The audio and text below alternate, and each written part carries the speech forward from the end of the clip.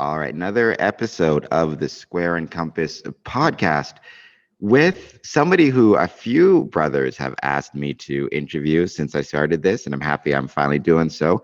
Brother Fluff from down in Texas. Thank you so much for being here. What's happening, guys? Thank you so much for having me here today.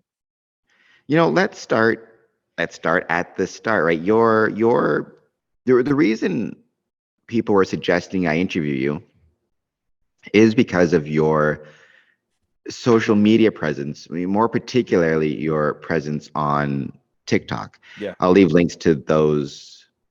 I'll leave links to your TikTok in the description to this video.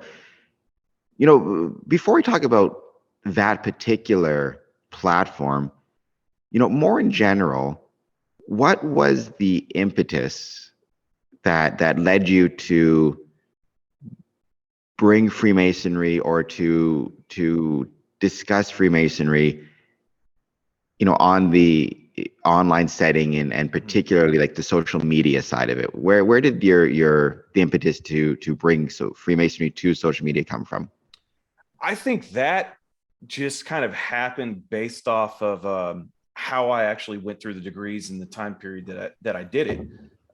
Crap, I got a cat back here. I'm so sorry. What's your cat's name? That one's name is George, but for the purpose of social media, we always call him Aleister Crowley or Illuminati or just some weird anti-Masonic conspiracy name because he's always getting my way, right?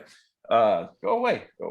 No, I started the whole reason for that is basically based off of how I started Freemasonry and what was going on during the time period of my journey. So I became an entered apprentice Mason on May 30th, 2019. And even before that, the only reason why I even asked how to become a Mason is because of an Illuminati scammer on Instagram, right? This guy sent me a message, told me to join the Illuminati, get fortune and fame. And I knew it was a scam, but I knew one of my best friends from high school, he was a Freemason. So I just, I sent him a message and said, hey, I can't even be a Freemason. So we kind of went through this whole little back and forth, but social media has been a part of my journey from day one. After I was raised on May 3rd, or not raised, entered on May 30th, 2019, got my fellowcraft. I was passed the degree of fellowcraft on February 17th, 2020. And then the minute that I was going to turn in my fellowcraft work and get ready for my raising, COVID stopped Texas and our Grand Master shut us down completely. Well, what I had found is I wanted to talk about Freemasonry all the time. I wanted to study. I wanted to figure out more. So I got on Reddit and found out through Reddit that there was a Discord app, and then got on the Discord and I was like, hey, I'm an entered apprentice and, we're just talking through this stuff. And it gave me a fraternal bond without being in a physical lodge room.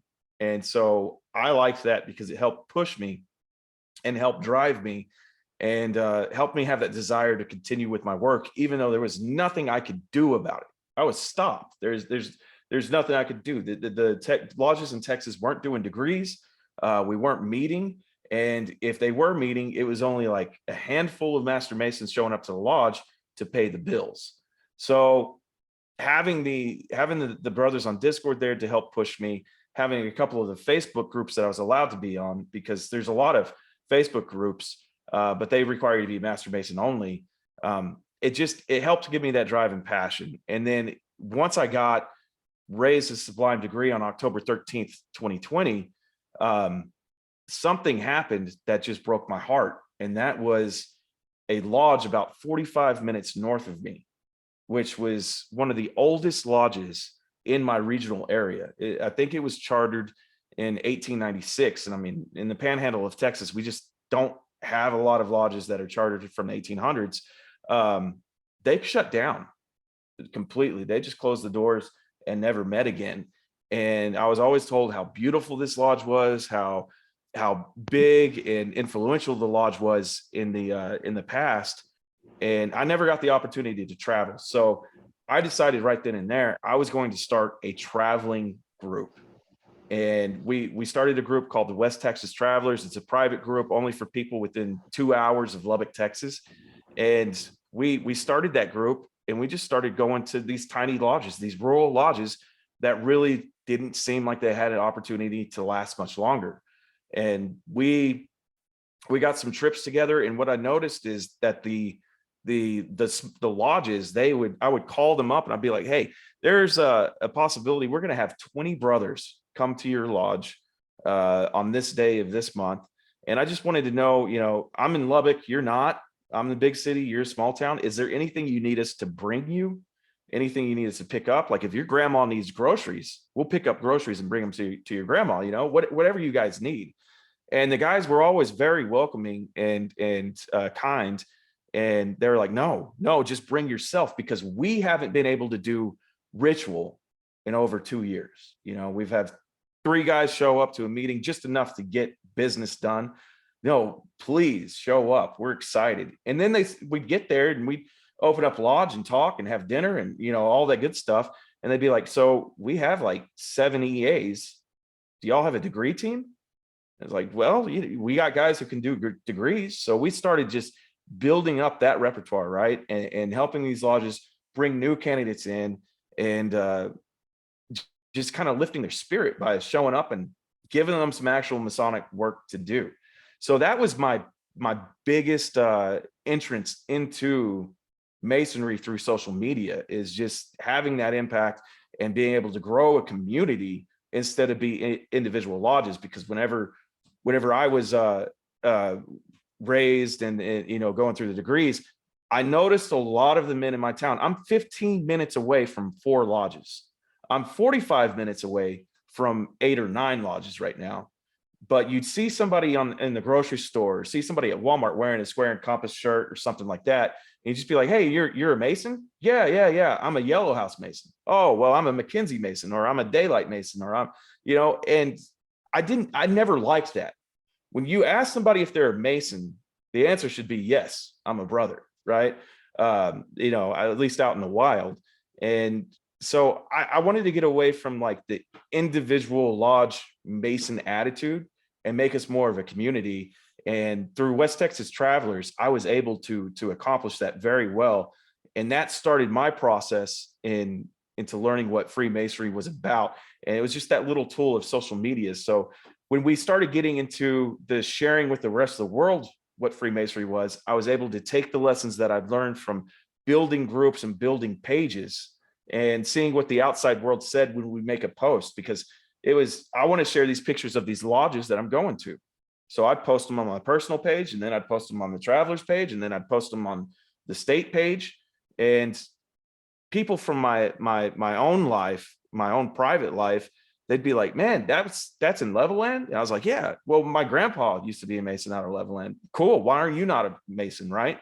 And that would start the questions, and they'd get to learn a little bit more. Did it bring a ton of people in? No, but it's kind of made Masonry an easier pill for people to swallow who know nothing about it, because they just see it on a regular basis. And when we're taking pictures and sharing it, it just makes it easier. So you take a look at what TikTok is, and I was doing TikTok basically because I had a barbecue channel. I love cooking barbecue. Well, where did to jump in, was it you started on social media and then narrowed it down to focus more primarily on TikTok, or was TikTok kind of the first thing that you started with when you started to take these travels and this, your Masonic degree team and this traveling group, and actually start to post more of it on the social media side of it? Kind of what came first, TikTok or more social media in general? Other social media in general came first. I like I said, I was doing that.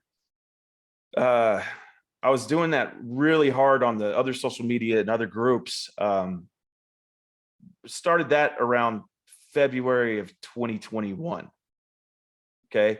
And then I didn't start posting mainly to TikTok until October 26th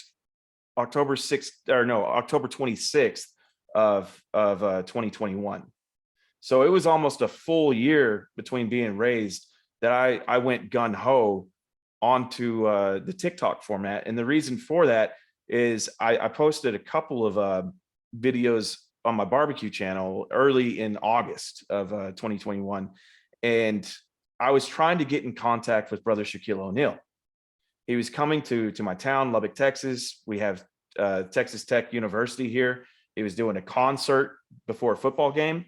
And so I was trying to reach out to him because we wanted to give a donation to the Boys and Girls Club in his name. We knew that was a charity that he did. And, you know, it'd just be really cool to take some pictures with Shaq and show him as a brother, and give a check to something that he loved and support our community. So that, I mean, that idea, I had maybe like 16, 17 days to try and reach out to him and raise money to match a donation or whatever. By the time he came, and in 17 days, we raised over $5,000 to give to the Boys and Girls Club in my local area, and did not get in contact with Shaq. But at that moment there, I saw his account on TikTok, saw that he was active, or he had handlers actively posting on it. And I just used that to tag him in the video. And I said, hey, you know, my name is Big Fluff. I am trying to reach out to Shaq. I want to do this deal. I explained what I was trying to do. Everybody in the comment section tag him. And I had a ton of people tag him, ton of views off of that. But I don't think it was necessarily because we were trying to do a good thing. I think it's because people were trying to figure out, wait a minute, this barbecue guy's a Freemason? And that's, you know, whenever I experienced my first, like, oh, you're a devil worshiper, you're a Satanist, you're this, you're that. But at that moment right there, which I didn't know TikTok had this algorithm, at that moment right there, I found about 5 brothers doing Masonic TikTok.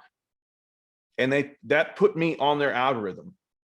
So for like the next like 2 months, all I saw was, you know, Widow's Miho, or Modern Mystic Mason, whatever he wants to call himself. I saw Tyler Dwayne McKenzie. I saw Dustin Delano, you know, Harpocrates and Crash Dog, and a couple of other brothers, you know. And so they just kept on hitting my feed. And so I was like, oh, well, it's cool. I want to be a part of this Masonic community on TikTok, right? That's important to me. So I just hang out. I'd never really get on lives or anything with them. I'd look and just go through their comment sections on their videos.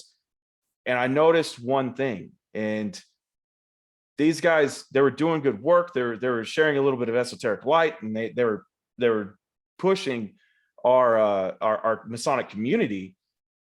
But a lot of people would be in the lives, and you see, hey, how do I become a Freemason? How do I become a Freemason? How do I become a Freemason? How do I become a Freemason?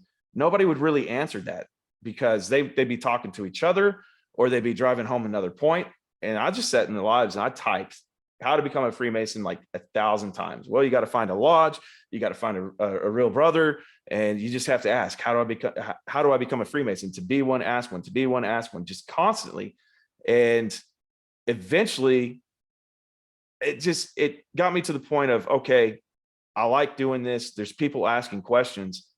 Let's start an account focused on Freemasonry and see what happens. So I went to my worshipful master, and I went to my district deputy grand master, and just told him, I asked him, I said, hey, would it be all right if I started a Freemasonry channel?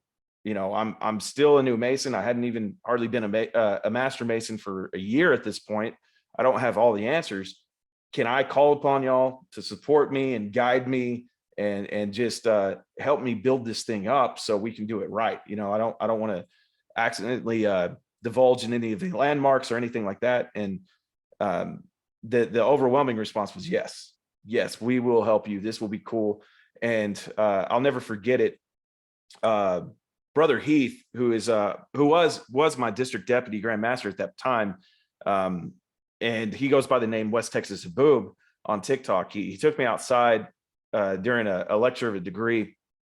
We were just kind of hanging out. I was delivering the charge, so I like to kind of pace and walk and go over my words. And he took me outside. He goes, so how long do you think it'll be for your Masonic account to be able to go live? I said, well, my barbecue account took me about 6 weeks. I think that I could probably do the same with this Masonic account. He goes, whatever you need, man, you got my support. Well, within 3 days, I had 3,000 followers. So we were able to boost it and go live really, really quick. And I mean, that first account, it was like a snowball. It just kept growing and growing and growing and growing. Then, oh, sorry, I know that made a noise there. Then we, we've gone through our trials and tribulations with TikTok and social media, getting banned a few times, just because people don't like Freemasonry. So we've gotten banned and lost accounts and all sorts of stuff. But every time we just pick it back up and see how far we can go with it again. How do you decide on and I've watched several of them, in preparation for this interview and in general, how do you decide the topic that you're going to cover for a particular TikTok? Are they suggestions from viewers, whether they be Masons or not Masons? Is it just your own experiences kind of informing it? Yeah. Where do the ideas for the subject matter come from? When I first started, I had a list of 60 subjects I wanted to talk about, and had them in a notebook. And I do this video, this video, this video, this video. And man, I was surprised how quick that 60 subjects flew by, right? Today, the way that I would do it is I look at the comments. I read every comment. I don't care who it is, but I'll read every comment. During my lives, I'll kind of take a mental note and write down after I get off the live what was being asked the most this day. Like at one point this winter, the G, I've never gotten this one before, right? Well, what's the G stand for? Well, it stands for God in geometry. No, it stands for Gilgamesh. And then just about 2 weeks ago, it's flipped, and everybody's saying it stands for Gnosticism, right? So I kind of go with the flow. Today, I go with the flow of how the questions are coming in. And even if it's a question that somebody's trying to be rude or be trollish about, I will answer it in a sincere way that, just puts everything out there. I'm not afraid to answer any question that anybody has. We'll let you know. Well, tell me the rituals of Freemasonry. I can't tell you the rituals of Freemasonry, but I can tell you why we have rituals of Freemasonry. So I just kind of go with the movement and where it seems like what the heart of my community that I've helped build on here are kind of going. You don't want to go against the river. You always kind of want to go with it just a little bit and help guide it and steer it in a different way. So to be completely honest with you, I may have a fantastic video idea right now, and I think it's great. And I'm going to get in there. I'm going to make some sort of content, hold it in my drafts for a while, and see if it has a place in the future. But 9 times out of 10, what I do is I turn off my phone, start scrolling through TikTok, see what's being thrown at other brothers, see what's being thrown at me, and I just make a response on it. You mentioned your community Mm-hmm. online, right? What have you found is your community? Is the majority of it coming from Texas, North America? How, to what extent, if you're aware, because I don't know a lot about how the TikTok analytics work, to what extent is it Masons versus non-Masons? Just what have you found to be the demographics of your community? And from the time you started till now, how have those demographics changed, if they have at all? So a majority of my community, 82% of it is from North America. 75 to 80% is male. I do have about 15% of a female following, and then a 2% of non-specific following. So that means they're just not claiming a sex on there or a gender on there. Most of my followers, most of my followers in North America have a huge following from Ohio, Michigan, New York has picked up here lately. I do get a lot of Texas, but I've had to work around the hashtags and figure out how to, TikTok, when I was telling people this, like my lodge was like, oh my gosh, you have 10,000 followers now, right? Back in the day. And they're like, why don't we have 10,000 guys coming up and knocking on the door? And I'm like, well, TikTok is a shotgun effect. We're just spreading a message and sending it out. and wherever it hooks, right? So I've kind of learned how to narrow down or choke down my grouping there with hashtags and the usage of hashtags and everything like that. But it's not 100% every time. So I do have a big Texas following. Now outside of North America, Canada too. Canada has been awesome from the get-go. I love Canada. I can't remember which Grand Lodge in Canada he was from, but this is way back when I first started doing lives. One of the Grand Masters from Canada sent my lodge a letter and said, "Hey, y'all have a junior steward in here who goes by the name of Brother Fluff, and he is a fantastic guy. Tell him to keep up the good work. Here's my phone number. Have him call me." And I'm like, "Oh, cool." And the secretary had to read it, so I never imagined TikTok being introduced into the minutes of my lodge. Now they are like every other month, but it was so I have a good following in Canada, great following in Mexico. Over in Europe, we hit more of UK, Germany, and Sweden. There's a growing following from Africa, and that one's scary because Africa is full of so many scammers.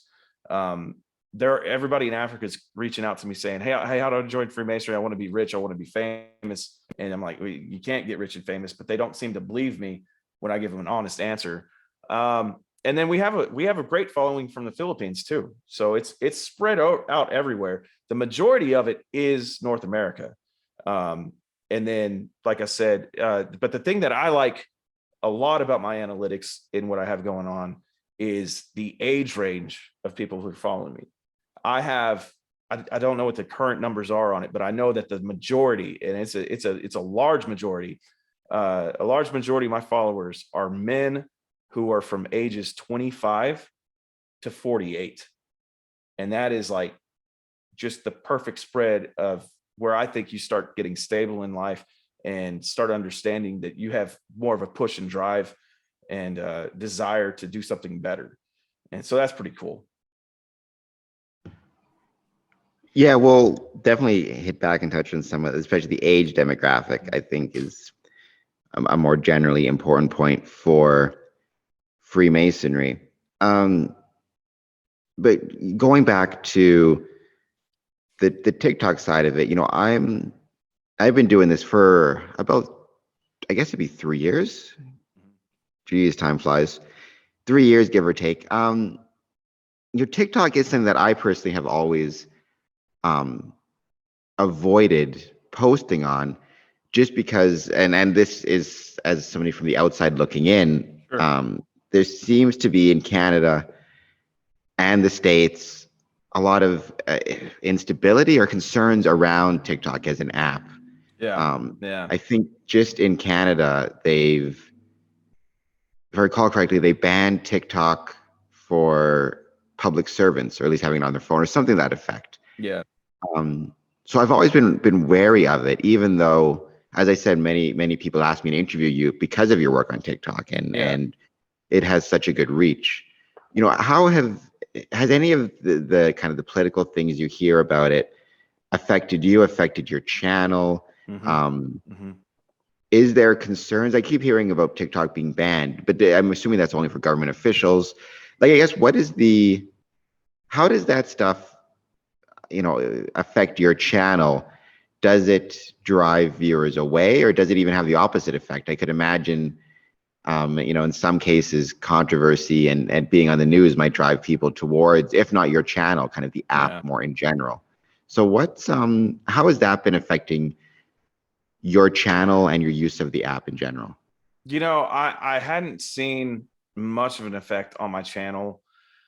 We'll talk about it, like 1 out of every 20 videos or so right now is kind of whenever I pull it up and say, hey, TikTok looks like it's about to be banned. If you want to find me on other platforms, I don't post on other platforms much, but if something happens to TikTok, then I'm going to be forced to post on other platforms. So be sure to follow me over there type things. I honestly, I can't talk about it much without getting very pissed off, because I think that it's a complete overreach of of our government trying to give authority to ban something of this caliber. Um, this is kind of gets into freedom of speech. I don't think there's much protection, but I even have controversy within my own lodges. A lot of guys will come up to me and be like, "Oh, Mr. TikTok CCP, giving all the information," and I was like, if what they're looking for has anything to do with Brother Fluff, they're disappointed, because all I talk about is Freemasonry.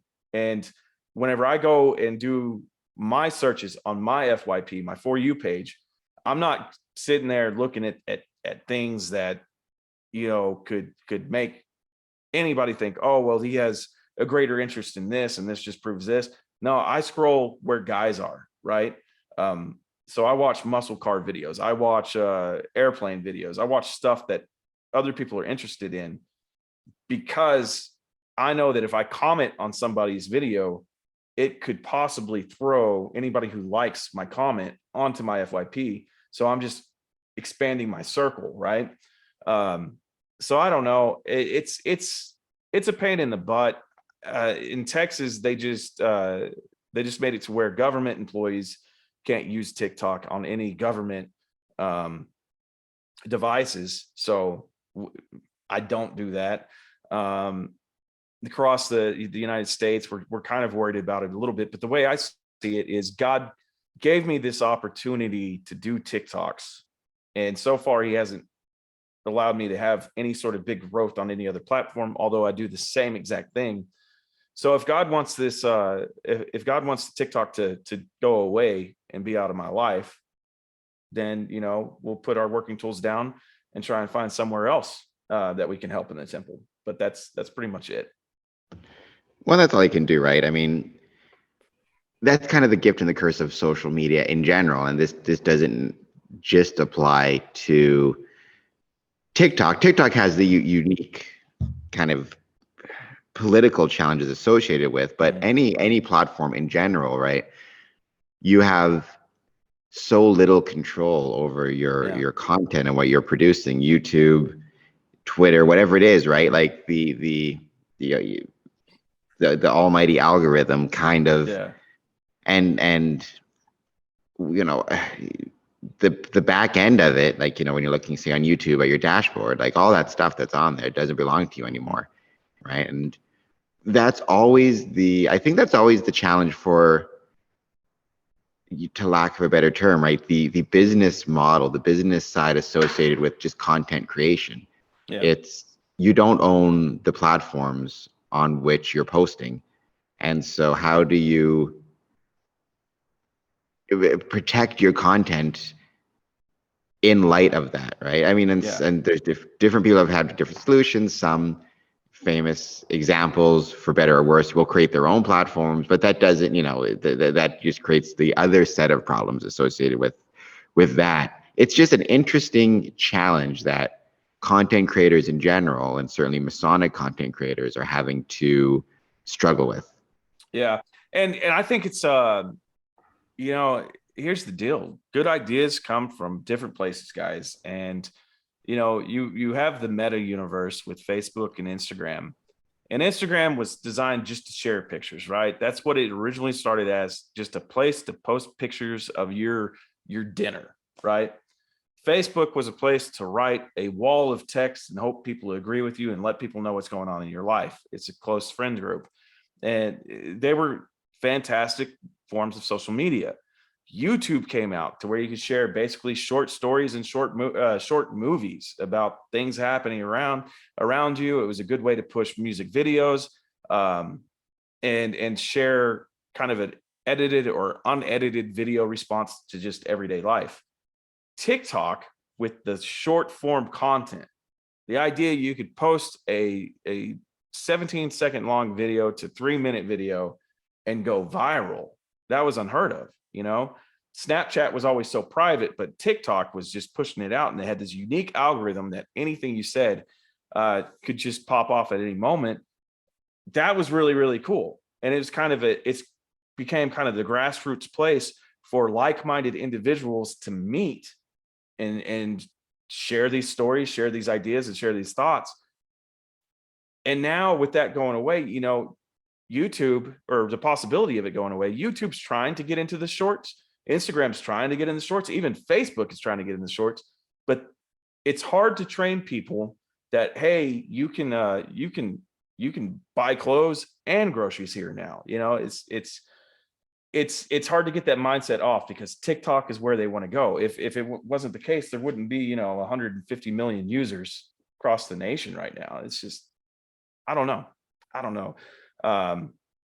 I don't like the fact that it's trying to go away. I don't like the fact that we don't have a true replacement for it right now. So we'll just have to see what happens with it. I before we jump into the Medium article that I want to talk to you about, and that I shared regarding the recent Wall Street Journal poll, something though that kind of ties into that in a way. I think you mentioned it briefly.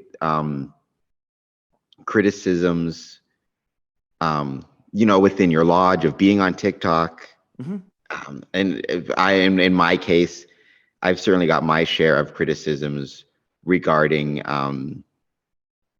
there's two types of criticisms, right? There's criticisms in the sense of just critiques of the type of content, or like how to make the videos better, how to make the content better, get a microphone, things like that, which is one type of then there's just the critique of the idea of Freemasonry being in the social media sphere in general, which isn't a critique of how you can do things better. It's just flat out a critique of the concept of Freemasonry within the social media sphere. Obviously, I think anybody watching this can guess where I fall onto that, as somebody who is a pretty prolific poster of Freemasonry on social media platforms. I have the podcast, et cetera, et cetera.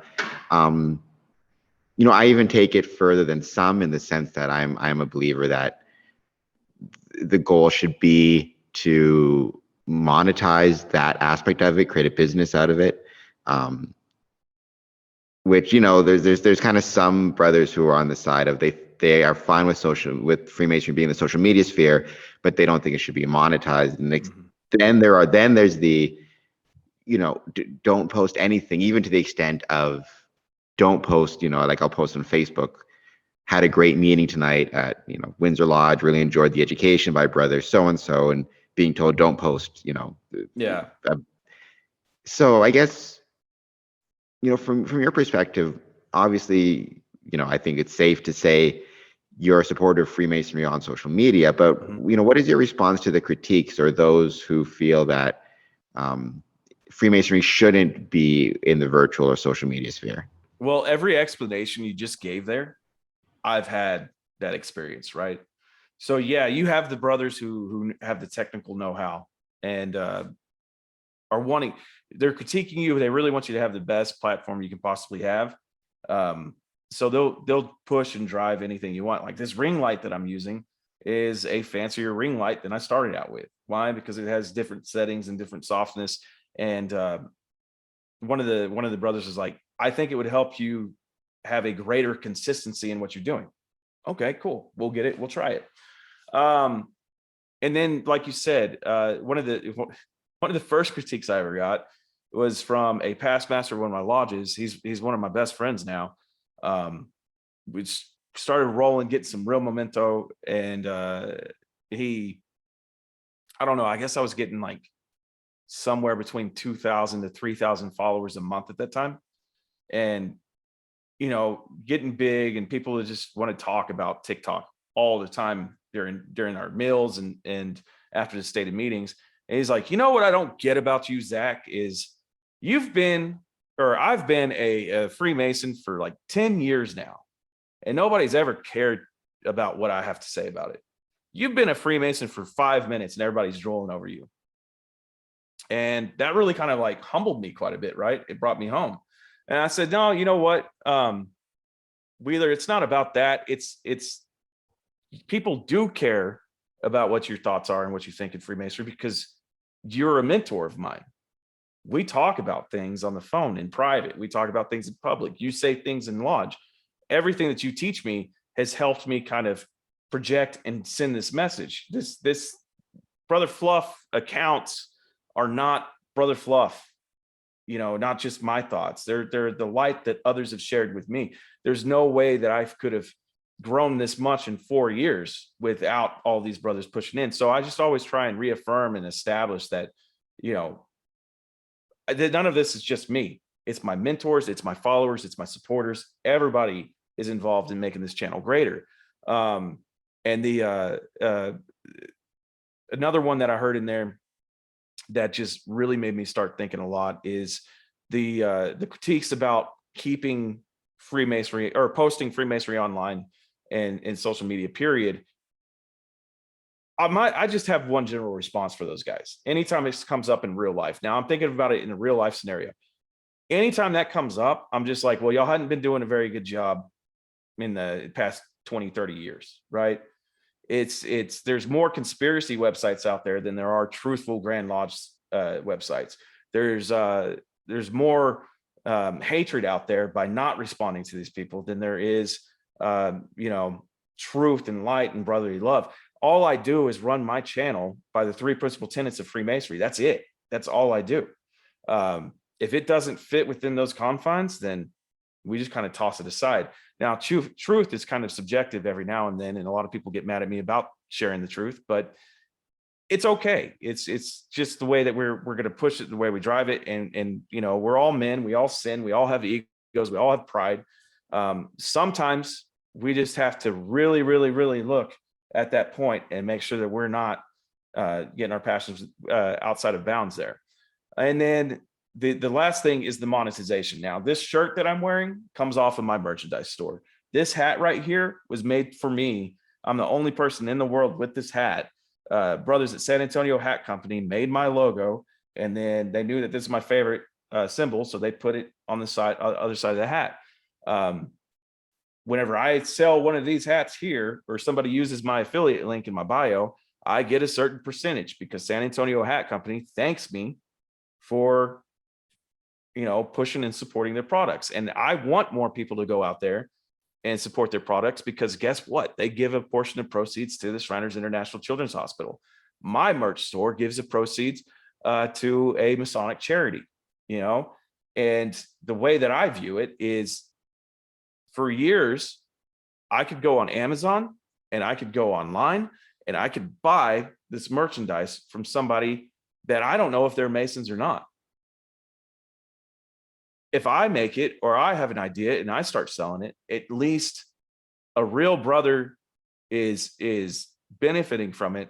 And then whenever I'm handling it, or I'm working with a business that is handling it, I know that there's going to be good that comes from it outside of our Masonic circle. So yeah, if you got a regalia company, or you have a lapel pin company, and this is going to support your lodge, if you make these challenge coins or these lapel pins, I want to be a part of that. I want to help your lodge out. Somebody's going to be making this merchandise. Why not real Freemasons? So yeah, and it drives me crazy. It's such a backwards way to think amongst some brothers. You've got 24 hours in a day, right? A certain percentage of that time is going to be spent on sleep. You talk about the ways you divide it up, but you have to sleep for a certain amount of time. You have to deal with personal matters for a certain amount of time. That could be personal to yourself, or personal, and if you have a wife and kids, or personal if you've got friends, or whatever it is. Then there's the remaining time, and that time has to be spent, unless you are independently wealthy or retired, has to be spent earning a living, right? And so if you're constantly hearing, and you touched on this at the start of this interview, lodges are going dark, lodges are closing down, lodges can't make form. And very rarely have I found the issue is membership in the sense of numbers on a roll. Usually lodges, when they shut down, they still have a sufficient number of members to maintain a lodge. It's those members aren't showing up to lodge regularly. And the reason you constantly hear is, I don't like people much, so I tend to think of it as laziness. But if you want to give it the if you want to give it the charitable interpretation, it's you constantly hear family and work, family and work. Well, if you can find a way to, create a Masonic revenue stream, that's suddenly 40 hours a week that can be dedicated to Freemasonry, Yeah. as opposed to, another source of income, right? Like the idea that trying to create a revenue stream, that would be like saying, an artist doesn't truly love their art if they become professional at it, type of thing, right? Like Yeah. it's one of those things where, this goes into that medium story. Like, I don't know, as you have more and more double income households, as you have to work longer hours to maintain kind of the same sort of living that you could have in, say, the 50s when Freemasonry was at that boom period. And unless we find a way to start creating some type of revenue streams for the craft, I think you're going to see a lot more issues in terms of the ability for lodges to function. You end up with, I call them paper aprons, right? Like, he's a Mason because his name is on a piece of paper somewhere, but you never see him, right? And again, if the argument goes, well, he has to work to support his family, is it possible for Freemasonry to create some type of availability for that? So I get what you're saying there, and I agree to some extent, but I also disagree just a little bit here. In my experience, what I've seen so far is you have these Masons who don't show up to Blue Lodge, but you might be able to find them in other appendant bodies. You might be able to find them in the Shrine. You can find them in York Rite. You can find them in Scottish Rite, because they found another avenue to express what they really love and support. And then you do have those completely missing Masons. But if you call on them, it's like, well, I moved out of town, or I had to switch to do this, and I've had surgeries, and I'm just not comfortable getting up and going and sitting in lodge chairs for an hour and a half or so anymore. So that they've just had changes in life, and you do have, but I don't think it's a huge percentage of it. You do have those guys who just don't come to lodge anymore, but they don't want to give up that dues card. So they're dues paying members, but they're not Masonic. They may wear light, but they don't discuss it. They don't talk about it. Well, that brings up its own kind of unique questions that I've talked about on Medium, particularly before. To what to you, and I've asked this question in various senses, like what responsibilities does a brother have towards his lodge? So, for example, the sickness question, right? And I've posted this on a couple occasions. Like, okay, now it's a little bit unique for me because I'm secretary of one of my lodges and Right. I'm pretty active, but I've got if I get hit by a bus plan. So, if I find myself incapacitated, if I get hit by a bus and pass away, like my friends who are the executors of my will, there's all sorts of information in there about, okay, who to contact, who to let them know, what happens to my Masonic stuff. Mm-hmm. Even if I just, let's say, just get sick and I'm in the hospital and can't contact my lodge, there are people who know to contact the lodge for me. Yeah. The idea of a brother, say, moving out of town and not advising the lodge that he's moved, Mm-hmm. it happens all the time. Or a brother dying and not telling, and his family doesn't tell the lodge, Oh, or that one breaks my heart when it happens. and it, That it that one breaks hurts me. mine too. But it seems like so much of the emphasis is on, the lodge need to follow up. It's like there's got to be some responsibilities amongst the brothers too to have these plans, right? And Yeah. Yeah. did you sit down and talk to whoever it is, your wife, could just be the executive of your estate if you're not married? Like, do they know who to contact? Do they know what to do with your Masonic belongings? So when I was raised, about 4 or 5 days after being raised, so October 13th to October 18th, somewhere around there, I got very sick with COVID, to the point where I had to be taken to the hospital. I was in the hospital for over a week, and doing blood transfusions and the whole 9 yards. It looked like I wasn't going to make it for a little bit. And um, my wife didn't understand Freemasonry at that point, but I said, if something happens to me, call the important people that should know, but you have to call this brother, this brother, this brother, and this brother, because I didn't have anything written down. I was like, just call them and they'll know what to do, you know? And I ended up getting better, and it was amazing because whenever I finally got home, I had so many brothers reaching out to me. Now I was literally at this point, I was a Mason for 5 minutes. And I had brothers like ask me if I needed help with paying bills, had brothers asking if we needed to have groceries brought to the house, every need that I had at that moment. There was a line of guys trying to help me with that. And that's before Brother Fluff was even a thought in my mind. That was just Zach. That was plain old Zach. Hey, new brother Zach is not doing good. Everybody pray for him. Reach out to him if you can. Send him gift cards if you don't want to stop by his house. But we're doing a grocery run and putting wine on the front porch for his wife and bread and cheese for his kids. Whatever they had to do.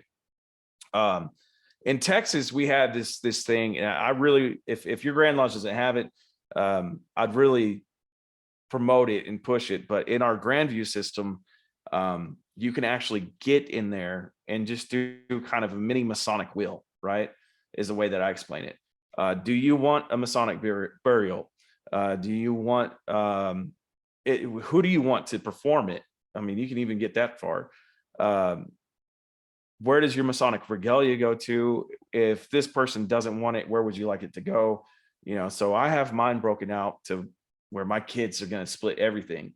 And then if my kids don't want it, I want them to take it back to my lodge, because I'd want to help a new brother coming into the craft. And I mean, I got a lot of fancy stuff that I've spent way more money than I ever should have.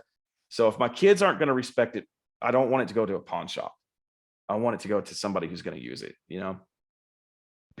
And those conversations are so important. It's such an important part of the craft, right? And taking the time to, it's not always going to be a one-way street. Making sure that you're in touch with the lodge, and even little things like, again, as a secretary, I've messed up, plenty of times.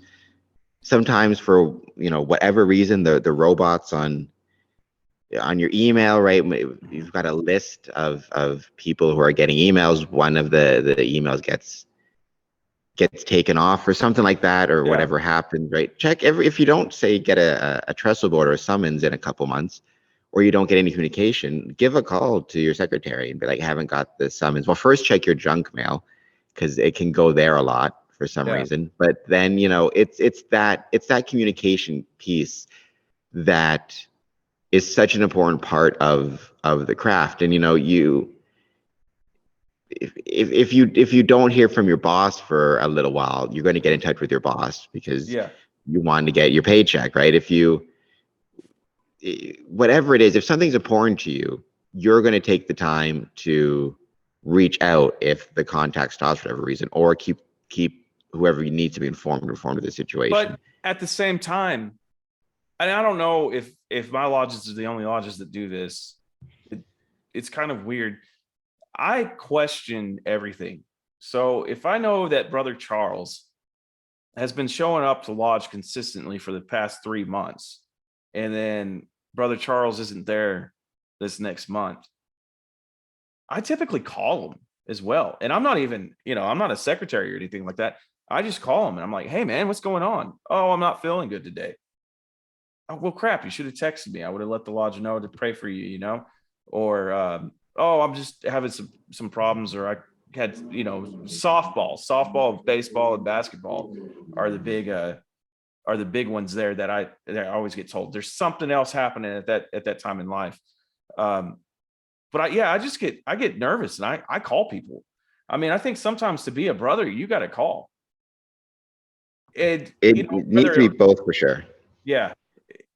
One of our past Grand Masters, Ken Curry, he had this great program called Bring a Brother Back program.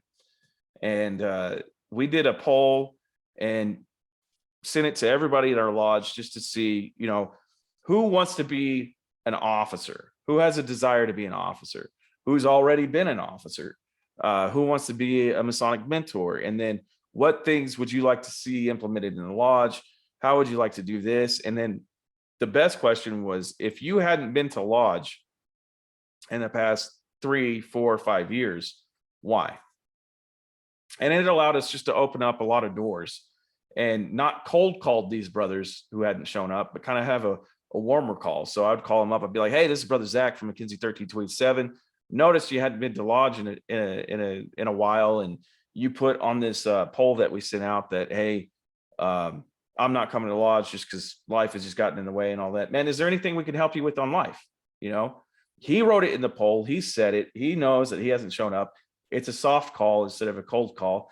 It usually ends up pretty good. We've gotten a couple of guys come back because of things like that. That's a great idea. And, communication is a two-way street, and you need lodges reaching out to brothers, and you need brothers reaching out to their lodge administration. However that is, some lodges have sick and visitation committees where if a brother gets sick, his wife or he will call the committee chair, committee member, and the committee member will bring it up in lodge. Mm-hmm. Some it's done through the secretary. Like there's different ways to do it, but it's when that communication breaks down that problems can start, right? Or that one type of problem can start.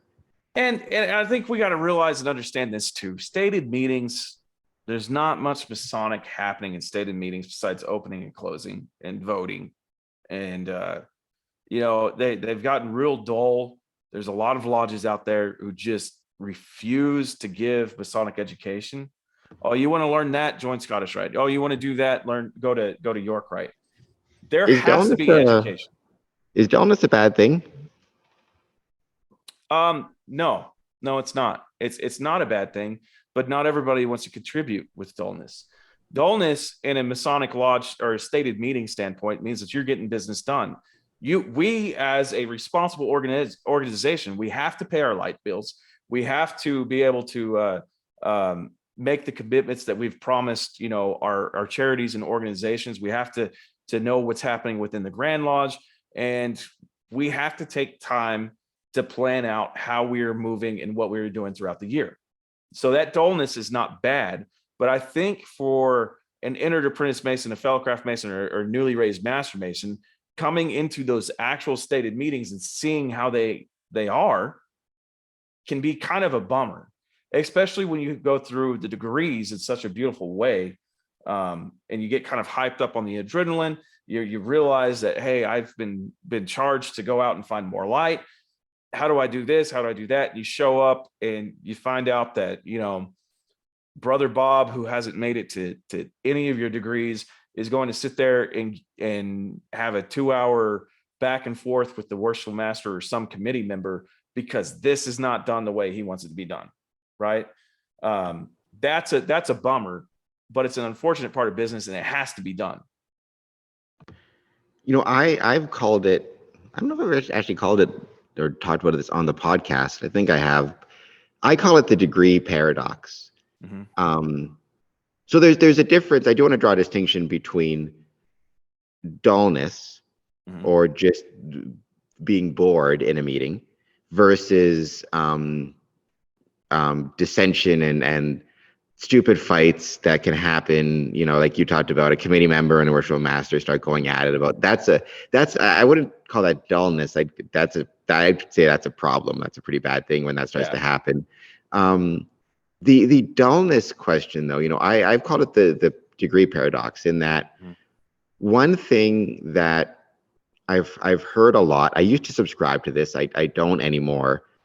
Especially when I was master, was in a degree, find something for people to do. So the theory is, if you want to get a good turnout in a degree, even if you have to divide the work up into divide a lecture up into 3 parts, mm-hmm, do that to get more people in, because if they have something to do, they're more likely to attend. And I started thinking about that, and the reason I stopped subscribing to that as a model is it it sends, I think, a really bad message to the membership, which is the degree is about them. If you go and you look at, say, minute books from the 50s, even up to the 60s, when even though numbers were dropping, they were still high relative, you could have a degree where you would have 50, 60 people in the room. Mm-hmm.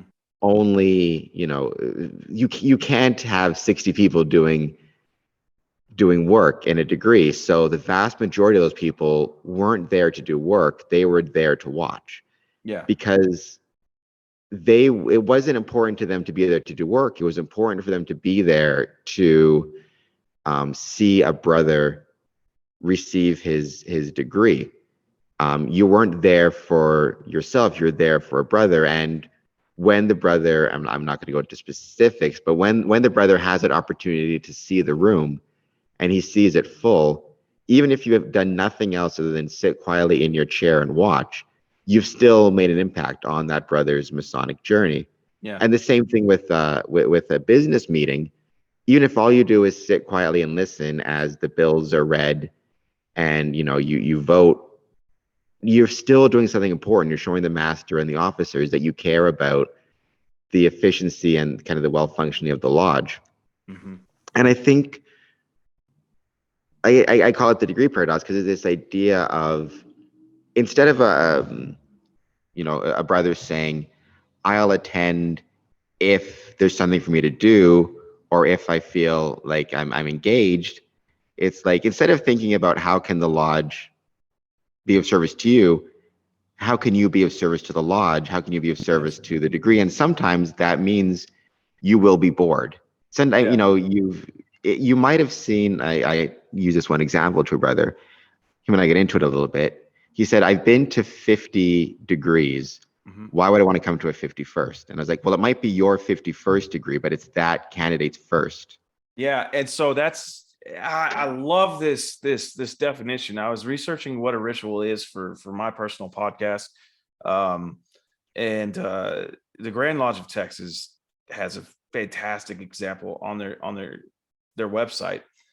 A degree is just is a set of rituals that is drama based, where the candidate plays the main character of the play. Whenever I read that for the first time, of course I knew it internally. Like I always tell my kids come with me to lodge, 80% of the time, because we have several brothers who are single dads and they have to have some place for their children to go. And we can't afford babysitters and degree and dues, right? That's just impossible. So I've made a promise with my wife and those guys that if their kids are coming to lodge, my kids are coming to lodge. And it just kind of gives them their own little community to play with. And so whenever I kind of figured all this out, Which is that's awesome, by the way. That's great to hear. Yeah. I love that. Yeah, we have a lot of single dads, unfortunately, and it's pretty rough.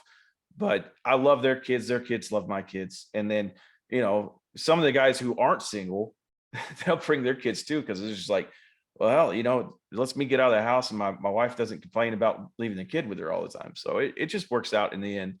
But I always explain to my kids before we go into lodge that night, because they get a little hectic. They're not perfect angels all the time. I say, listen, this is this guy's degree. This is the first time he has ever gone through this degree. So what you're going to do is you're going to go on the other side of the building in the room that we have set up for y'all. We kind of made them like a little playroom or something like that. It's not filled with toys. It's got some board games, and we have TVs in there, and we're going to put, some of those $90 Sega Genesis or Nintendos that have the thousands of games on them or whatever. We're like, this is y'all's room. Y'all play in here. Be quiet, because if I hear you yelling, I'm going to just send the Tyler in there and he has a sword. So the kids behave well, but you can never have the same degree twice. You just can't do it. We in our lodges, what we've kind of done in Texas, you have to go through the degrees a particular way. Like you can't have more than one person in a degree for Blue Lodge Masonry. You could do the lectures and charges and explanations together, but the actual going through everything, you can't do that. So what we typically do is we have 1 degree team for this guy, 1 degree team for this guy, and it works out pretty good, because if somebody can't show up, then we already have an alternate for both the parts. So our degree teams are always full. We're not running around scratching our head trying to figure out what to do. But one day I was senior deacon and I'm doing my thing, and this guy is he's shaking. He's scared. He has no confidence in anything, And so we have to physically kind of guide him, and not push him, but push him into the positions and everything that he has to be in to go through that degree. And he was scared. He was scared all the way to the very end, when we were like, congratulations, do you have anything to say? Now, the other candidate that we did that night, I ended up getting to do the same position on his degree team, because one of the other brothers had a conflict of interest, or not conflict of interest, but just scheduling conflict there. So they're like, hey, can you go ahead and run the same part for him? I was like, yeah, absolutely. That guy was confident, and I was playing senior deacon. And so I thought that I was supposed to lead him around the lodge. I felt like he was leading me. I always felt like I was 2 steps behind him, but that dude was confident. His voice wasn't shaky. It was big, is it of your own free will accord? It is, I mean, he wanted everybody to know in the room that was him. So those 2 degrees with kind of the same people running the degrees ended up being so different. And that's, you're just never going to get the same one. It's always your only opportunity to do that. And sometimes I'm like, I wish my masters would have gone better, or I would remember to take pictures and stuff. I'm like, no, it hit it just right. It did exactly what it needed to do. I love the idea of kids being at the lodge while the degree is going on, or while the meeting is going on. Reminds me of my own childhood. I think that's a great thing. I wish more lodges would have spaces set aside so that Masons could bring their kids, the older kids can watch the younger kids, or whatever it is. I think that is a very cool thing, and something we had that pushback. We had some pushback in the beginning. Well, those people are wrong and stupid, and it's insane to not. I mean, because it goes back to what I talked about it earlier, right? When brothers say they can't make it to lodge, like I kind of roll my eyes a little bit when people say, like, we need to make the meetings more engaging or this or that, because in my experience, it goes back to what you talked about in that poll. 90% of the time when you ask a brother why he's not attending lodge, it's work and family. Yeah. It's very rarely that they bring up something specific about a meeting. Yeah. So if by family they mean my wife has to work, I don't have, I'm a single parent, and I don't have somebody who can watch my kids. Well, then one of the ways to deal with that is to have a dedicated space during a meeting where you can have children. I mean, that just seems like a pretty common sense way to deal with.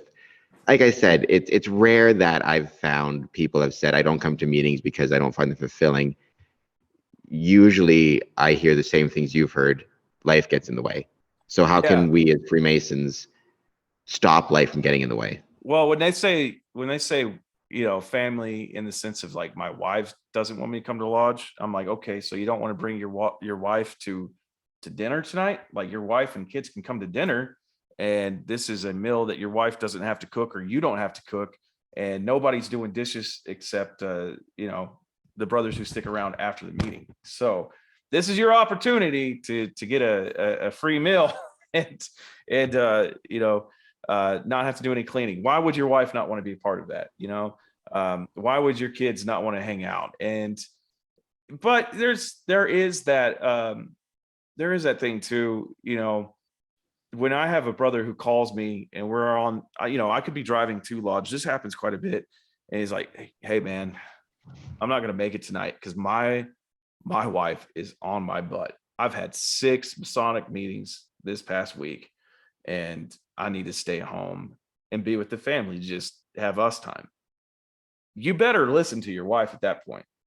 because that family that you have is more important to me, but or more important to you than Masonry should ever be. So yeah, stay home. But then it's up to us as brothers who know that, hey, Mrs. Smith wasn't happening, that Brother Smith was at so many meetings last week. We need to kind of follow up and check on him, help him out. Can we relieve him of any of his committee work? Can we step in and give him the assistance that's required? What can we do to make his Masonic life a little easier and a little better? And at least, to his credit, that within that example, the brother didn't just not show up. He didn't go to the lodge, right? He called and gave regrets. That is one of the, oh my gosh, that is one of the greatest things that I've learned through this. My York right was almost his charter was almost pulled before I joined. I mean, I was literally maybe 6 weeks away from the charter being pulled. And so we got in there. We've kind of saved it. We're still got a ton of work to do to bring it to where it needs to be. But that's something that I realized one time. We used to show up, and there would be 4 or 5 guys showing up to this York right? Which isn't enough to do anything. So we would show up, we would talk about what needed to be paid and all that stuff. And whoever was in the East would be like, well, where's brother so-and-so, brother so-and-so, and brother so-and-so? Hadn't heard from them in months. Well, when we started picking up, we got to a point where we went from 4 to 5 members in attendance to 15, 16, 17, sometimes 20 members in attendance. And then all of a sudden last summer, right before summer break started, we had a drop. And I mean, it was 7 guys showed up to that meeting. And everybody was down on themselves. Everybody was upset about it. But I noticed that in the group me, Brother Johnny said, hey guys, I can't make it. I'm doing this for work. Hey guys, can't make it. I'm doing this. And I said, you guys are missing the point. In the past, we had no idea where brothers were, period, because they just didn't care to tell us. Tonight, I have 20 something guys that are telling us exactly where they're at and why they're not here at the meeting. This is a success. It might not feel like a success, but it is, because we have that communication. We know where we are, and we know how to handle it and make it better for the future. So that communication and knowing exactly what's going on, that is huge. That's how you can tell if your Masonic body has a pulse. Good communication is a strong heartbeat of a Masonic lodge. Yeah, I think that's 100% correct. That's a good way to put it. Right? It is that heartbeat. I definitely want to touch on this before we finish. You touched on a little bit at the start, when you talked about kind of the lodge that was close to you, had a long history, shutting its doors. One thing that has bothered me a lot about Freemasonry, I'd even put my own Grand Lodge on blast, but it's almost any Grand Lodge, is they don't always look at kind of information or reports or stories from outside of Freemasonry, but that can affect Freemasonry or can give us clues as to what we're seeing, because we are still seeing, I think that there has been a slight uptick in some jurisdictions in membership post-COVID. But it still is dropping pretty steadily compared to what it was. That's for sure. You talk about, okay, where is this? Where are these challenges coming from? Why are we losing lodges? Why are we losing membership? Either in the sense of we're not retaining our members, either in the sense that they're demanding or just not showing up, or in the sense we're not getting new members coming in. And I sent you this article, and I've put it up on social media, right? And I think it's really worth delving into. There was the Wall Street Journal poll that came out last week, and just reading through, I'll just give some examples I saw, and I'm curious what your thoughts are. Yeah. According to this poll, certain characteristics that used to define, this poll was specific to America, used to define Americans, those characteristics are receding in importance to Americans, according to the poll. Things like patriotism, religious faith, having children, involvement in their community, tolerance for others, um, you know, uh, tolerance for others, for example, that was deemed very important by 80% of Americans as 4 years ago. That's now fallen to 58%. That is Um, surprising. I That is surprising. it is, but I mean, if you look at the social media landscape and what I see, I'm actually, to be honest, shocked that it's at 58%. I thought it'd be lower based on kind of some of the stuff I've been seeing. You know, I talk about Freemasonry is multifaceted. We've got esoteric, but also exoteric facets, community facets. For years, lodges were focal points in the community and involved therein. A lot of people joined Freemasonry to be part of the community. Yes. And then obviously from the tolerance perspective, within a Masonic lodge, tolerance isn't, it's not just a Masonic tenet, it's a Masonic necessity, because you're going to be with brothers of various faiths, various political affiliations, economic backgrounds, family backgrounds. And so, you have those things receding in importance to Americans, whereas the one priority that's grown in importance to Americans, and I think this would apply, I'm comfortable saying this would apply to Canada as well, is money. Yeah. In 2023, 43% of respondents said money was very important to them.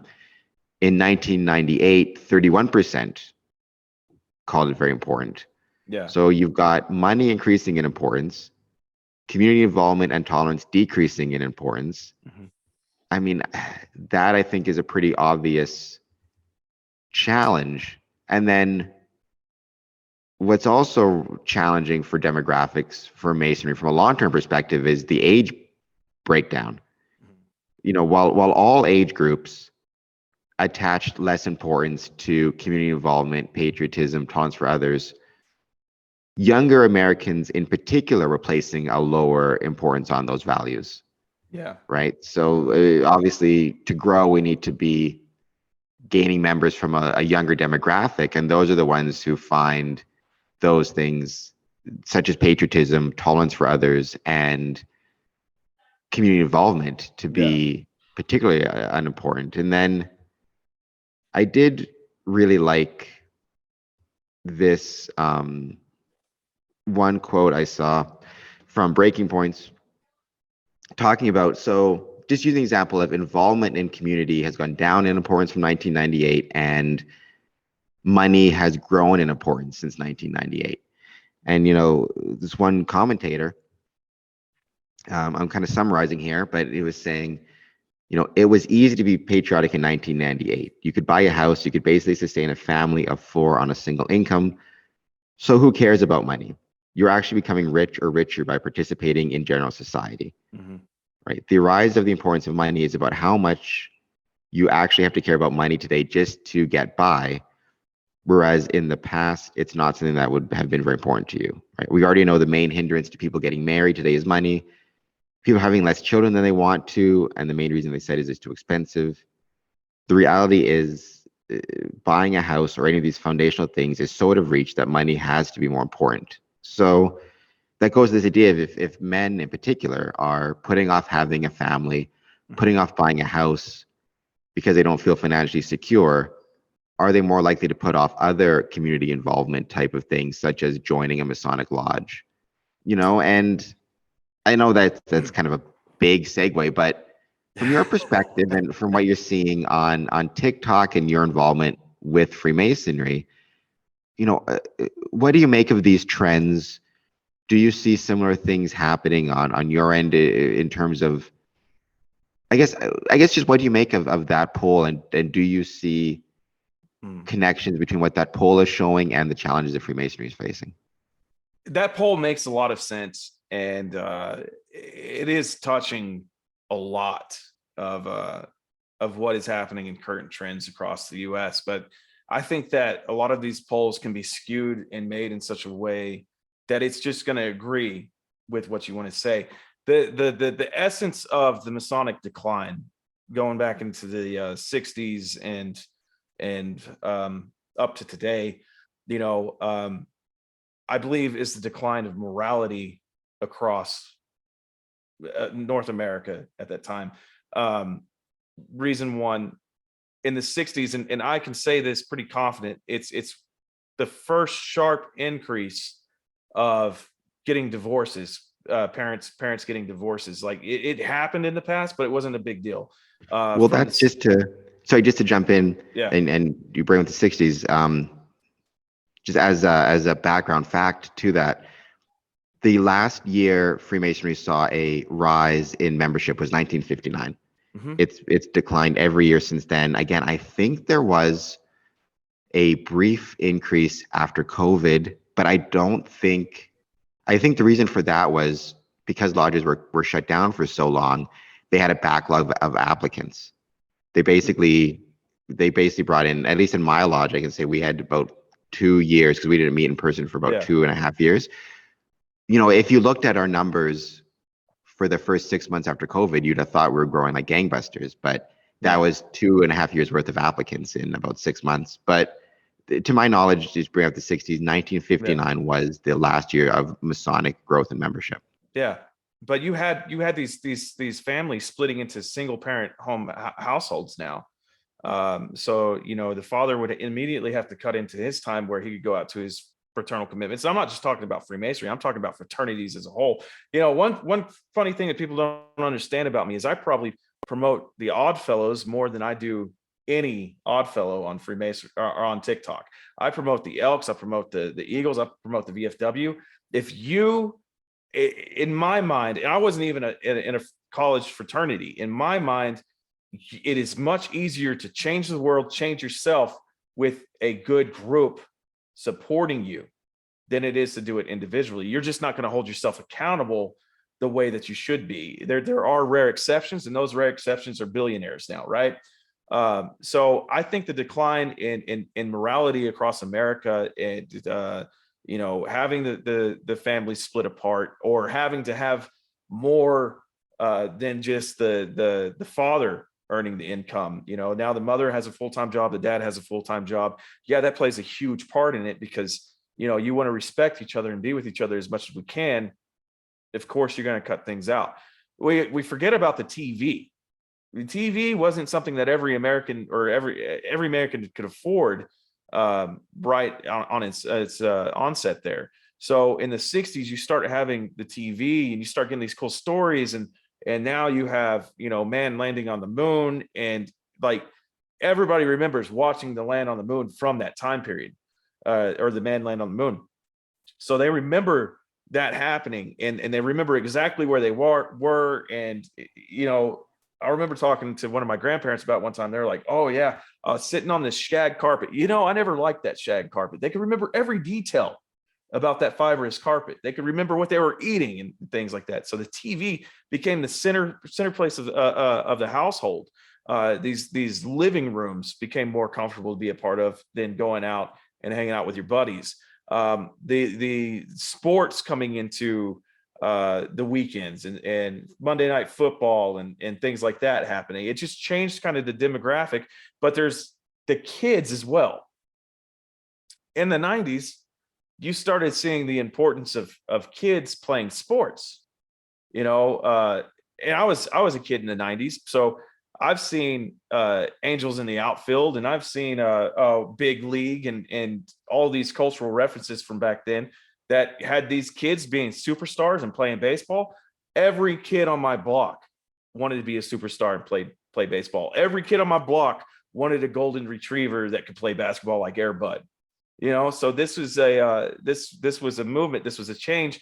And nowadays you have, you know, softball leagues and baseball leagues where there's like professional trainers going out there and putting these kids on a traveling circuit. And that has taken up more of the parents' time, more of the parents' money. And, you know, that places bigger importance on everything. And the funny thing about it is, if you watch and you look around, you know, they'll ask things like, is it crazy to put that much time into this baseball for a kid who's probably not going to be a major league star? And they're like, well, we enjoy being around the other kids' families. You know, we go out to dinner together. The kids sit at a table together, the adults sit at a table together. Well, that's just a fraternity. That's all that is. They found fraternities in another way. And so it, to me, this decline in these numbers, America has just changed the way we do business. And we've also changed the way that we have refreshment and relaxation. So, excuse me. So that's it's a domino effect of things. It's not going to be just one or two things that are drawing our numbers down. Now, the topic that I want to hit on really hard is the idea or conception that Freemasonry has gone gangbusters since 2019. I can tell you this with confidence. In Texas, our numbers kind of remain the same the past couple of years. It hasn't gone up, but it hasn't gone down. We've plateaued. I was at a table lodge in New Mexico in February, where the at the time, he's now Grandmaster of the state of New Mexico, Grand Lodge of New Mexico. But at the time, he was Deputy Grandmaster, and himself and the Grand Senior Warden of the time, they stood up and reported some numbers. For the first time in many, many, many years, the Grand Lodge of New Mexico has had an increase in membership and an increase in how many masters have been raised. And the number is larger than the number of Masons who have demitted, died, or just dropped off the face of the earth. So their attrition rate is like crazy good right now.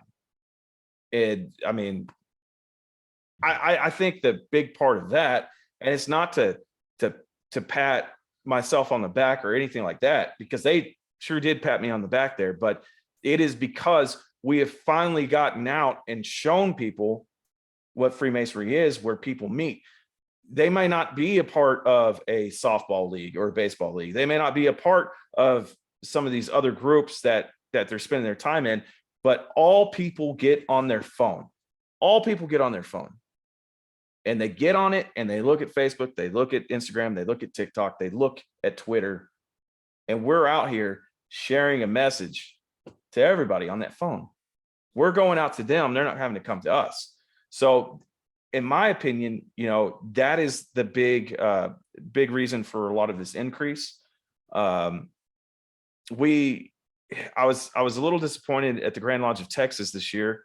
They were talking about our numbers and everything, and they said that, you know, we've had a great deal of interest this year in Freemasonry. We've had a lot of people ask to petition more than we have in the recent future.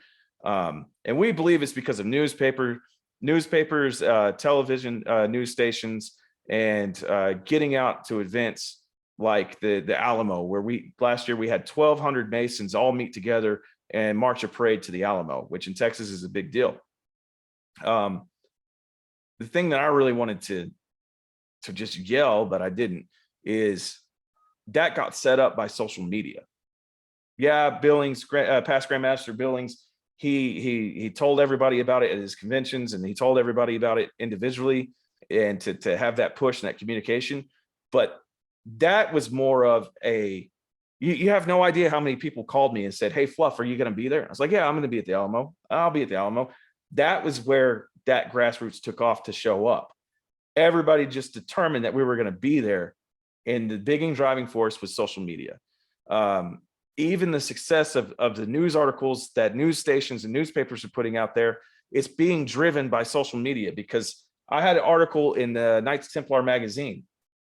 Not many people just open up that magazine and read it all the time, you know, but I published that article on one of my websites, and I published it on my social media as well.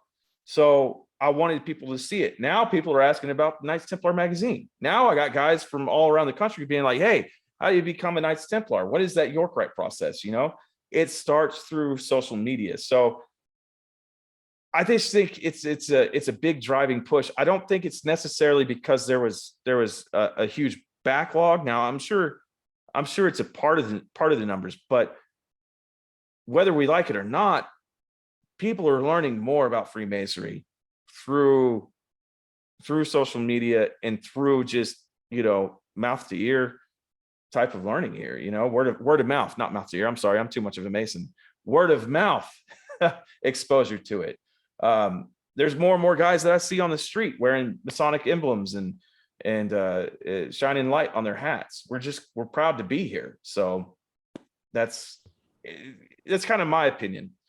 I don't have the greatest sense of the numbers. In Ontario, I believe we're at approximately 28,500, which is very low compared to previous years. Yeah. I think they've, like I said, have stabilized. I can speak to my lodges, say we're bringing in new members. Mm-hmm. They said the extent to which those new members are coming in, definitely at the start, the new members were primarily just backed up demand. Yeah. Now it's, we have brothers expressing an interest in joining post-pandemic. We're getting those people now coming in. Before the pandemic, I know California was one of the few jurisdictions that saw an increase in membership, and they were one of the, I think, on the forefront of the social media side of it. Grand Lodge of California. They were. I think there's definitely. I mean, I've said many times that when you want to look at the kind of a gold standard, or when Grand Lodges are looking at becoming more active on social media themselves, I really think California is the best jurisdiction to look at because they did a really good job at that. I've used Texas as an example of events. I brought up the Alamo event as a place where events-wise, Texas has done a really great job. I think social media-wise, California, there's a lot to learn from them. Yeah, the numbers are always such a tricky numbers. It's hard to get a good sense of them. I mean, if you do, what's the most important thing? Just straight growth in membership, in which case, well, are the number of EAs you have greater than the number of deaths and demits, versus do you judge it, and how do you judge it based on active members? Because if you have an EA who joins but you never see him, I mean, but it seems like, knock on wood, I feel like numbers are stabilizing. Yes. But they're definitely not going. There's a difference between stable and growing, right? And I think these demographic challenges we're seeing in the poll point to a rough road ahead unless we can figure out how to deal with it. The most important number to me is how many EAs got in and how many continued their work to Master Mason, how many got raised. That is the most important number to me. And I could care less if it was 10 EAs joined through the Grand Lodge of Texas last year. If it said that 10 Master Masons were made last year, that would make me excited. I would like that number more than I would like, 453 entered apprentices were made and only 45 Master Masons were raised. Like, that's interesting, because I disagree, but that's interesting. I don't like the retention rate. The retention rate tells me that we're failing to do something to inspire these members to move forward. How do you define retention? Retention based off of how many EAs are made versus how many progress through the rest of the degrees. Because we have in Texas, unfortunately, to me, that EA degree is kind of the West Gate, because we turn in first section obligation, second section, third section, right? And you have to turn it in. It is a very, very hard proficiency and catechism. And then once you get your fellowcraft and master, it's like boom, boom, boom, really, really easy. But we had, I think this was from 2020. I want to say it was 13 to 15% of entered apprentices made would be raised to sublime degree of a Master Mason. And in Texas, if you don't do your proficiency in 2 years, you're done. So I would rather see more EAs go through and be raised as sublime degree and have a higher retention number. But the start of that, there's a key point to what I do and why I do it. To get an EA to go through that, you have to inform him what Freemasonry really is. There's a lot of guys who join because they think the secrets are going to be life-changing and crazy. but they don't finish the work. They don't go through it. So if you're upfront and honest about what Freemasonry really is, without, while staying in due bounds and not divulging in any of the landmarks, and you just really cool about it and you let them know, you have a greater opportunity of them getting raised, because they're not lying to themselves for the reasons on getting in. Yeah, I mean, retention is an interesting, because I agree that retention should be the key, kind of the key motivator, or not the key motivator. Retention is the key statistic to gauge Masonic growth. Though I define retention more in the level of activity demonstrated by a brother. So I've never been there. Everything is a balance, right? You need a sufficient number of Master Masons in a lodge to hold offices. There's only so much an EA can do, but Sure. an entered apprentice that attends lodge regularly and is involved in some of the social aspects, like the coffee clubs, whatever, I'll take that over a Master Mason you never see. And a lot of occasions, and part of this could be, and forgive me, I'm not as up to date. I know many jurisdictions in the States perform business in the third degree. Yeah. Right. In Ontario, we tend to perform all of our business meetings in the first degree. Yeah. So entered apprentices can take part in that. We all have a lot of social events that are just open to any degree as well.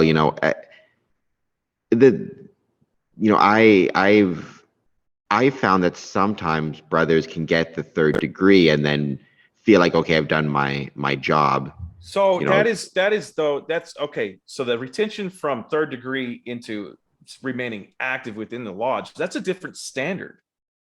You have your retention from EA to Master Mason, get those degrees done.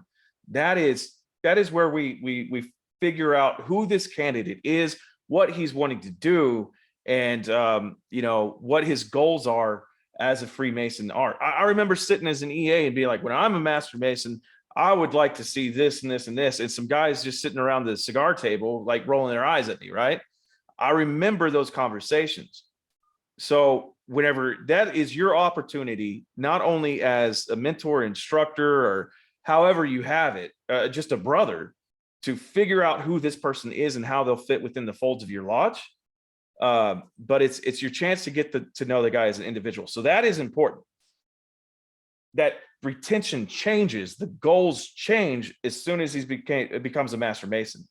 That's when you find that spot, right? So you said that you are interested in charities. Okay, let's put you with a past master of the lodge, maybe a current officer of the lodge, and we're going to form a committee off of you to set up some sort of charity or fundraiser for this. That gets them active, because I don't like just throwing guys into the officer line. You got to decide when you want to get in the officer line, but I see it that when you're sitting on the sidelines, you're not as active. So you have to look for those jobs, but that is up to the master to figure out, because the master is going to be setting them to labor.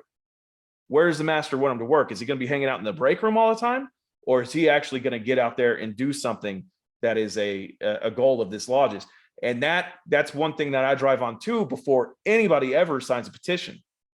First off, what night can you meet? If you're interested in Freemasonry, what night can you meet? Can you meet Friday night? Can you meet Tuesday night? Can you meet Saturdays?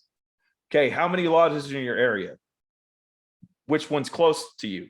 Is this a lodge that's going to be a pain in the butt to drive to and from your daily commute? Like if you're going from your house to your job and you got to make that meeting that night, is it going to be a pain to drive all the way across town and get to this lodge?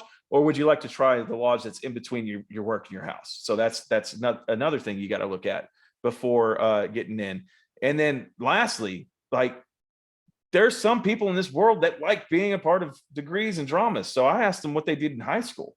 Well, I was in theater. Oh, you're a theater nerd. Okay, cool. So was I. Cool. Let's put you to this lodge because this lodge is really, really strict on their degrees and rituals. Or if they're like, man, I don't really like doing stuff like that, but I do like being involved in the community. I do like cooking. I do like this. Okay, well, maybe we'll put you in a lodge that does a lot of cooks and has some big over the top festive boards or dinners or things like that. that's you have to find that spot for that potential candidate. And then once you get that potential candidate in a place that feels like a good home, then he can grow through the degrees. Your objective remains the same, but there's certain points where you need to switch and take that idea of retention and flip it and make it work for what you're trying to do there. If that makes any sense at all.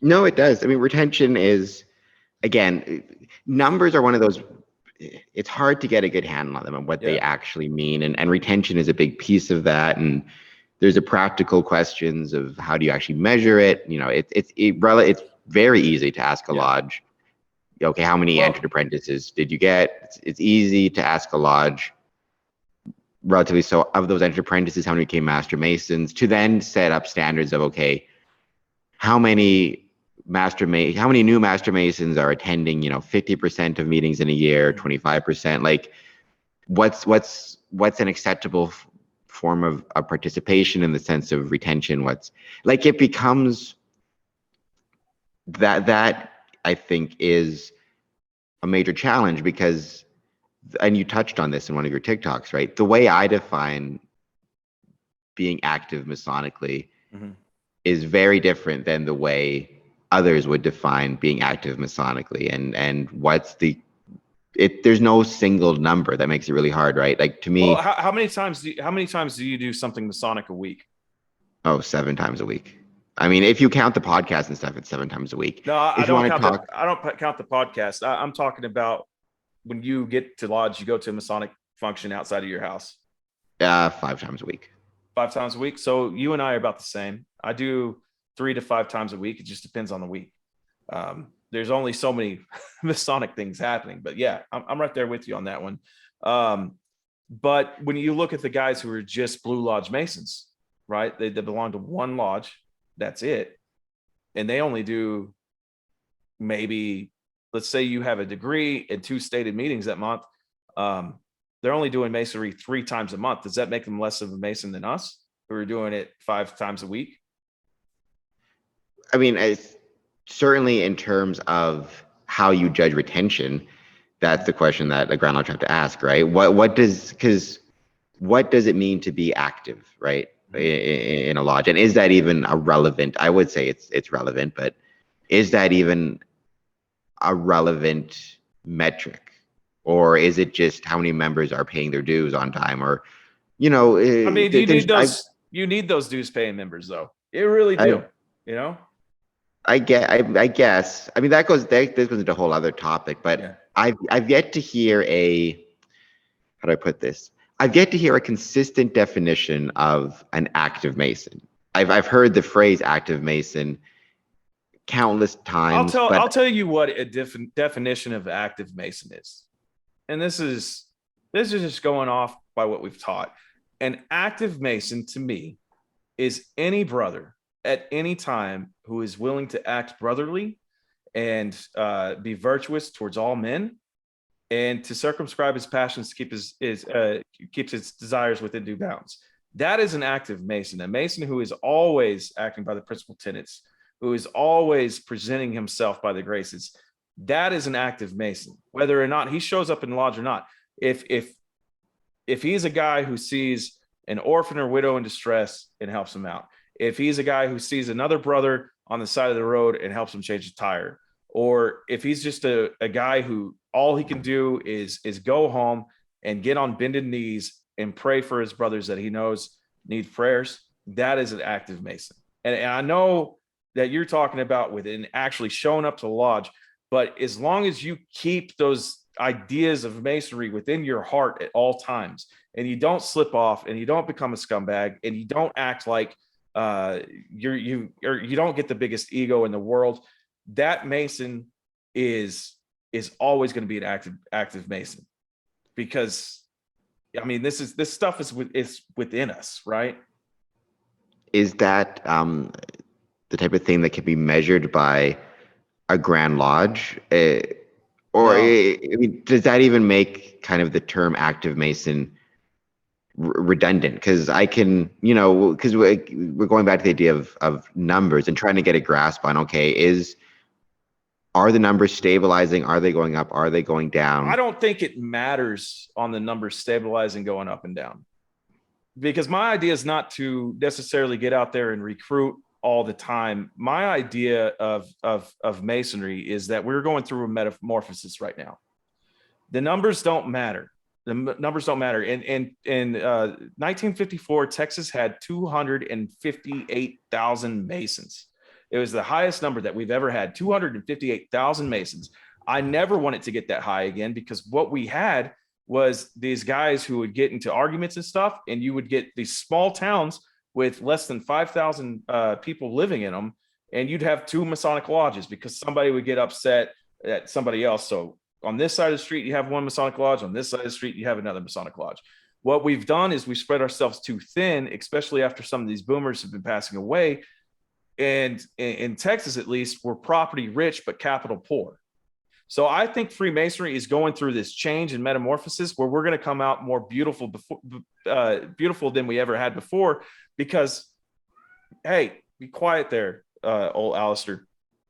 Sorry about that. We're going to be more beautiful than before, because the people of the world today, they have more information at their fingertips than we've ever had.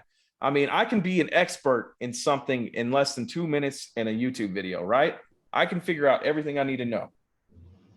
With that type of knowledge at our fingertips, and good Masons being out there talking about the truth of the fraternity, sharing this a little bit of light, giving them a little bit of trickle of light, it will make them more powerful in their decisions to become a Freemason.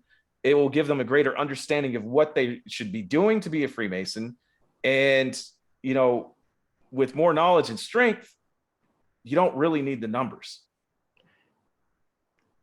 Is there, you say you don't really need the numbers. I mean, I don't know. There's a curve there, right? There's like well, you got to have guys to pay the bills. Like there's a gain of function thing in there somewhere, and part of maybe it is trying to figure out what that sweet spot is. I mean, so at its height in North America, it was about 10% of the adult male population were Freemasons, give or take. Really? Because I don't think in Texas it ever got over 1%. In I mean, North America as a whole, at its height, which was in the 50s, 1 out of every 11 adult men were Freemasons. I mean, in Alberta, it was 1 out of every 9 adult men. So that was at its height in the 50s. And there's the 2 boom periods, right? Were 20s and 50s. I mean, in Ontario in the 20s, we got to 100,000, and we stayed over 100,000 for many decades after that. Now we're at 28,000. I mean, there's a curve in there somewhere, right? A lot of guys have taken, have said the same thing that you're saying, that when the numbers get so high, that presents its own challenges, which is hard to deal with.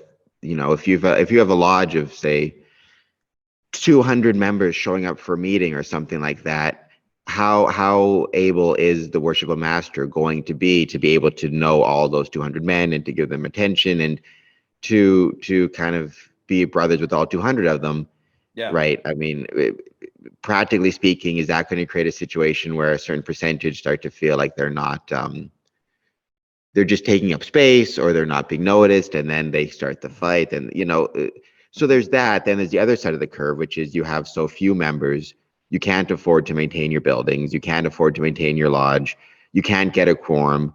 I mean, there's let's assume the minimum number of Masons that you need in Ontario. In Ontario, let's say the minimum number of Masons you need in North America is, take the number of lodges, times it by the number you need in each lodge to form quorum. So in Ontario, you need 7 members to show up to form quorum.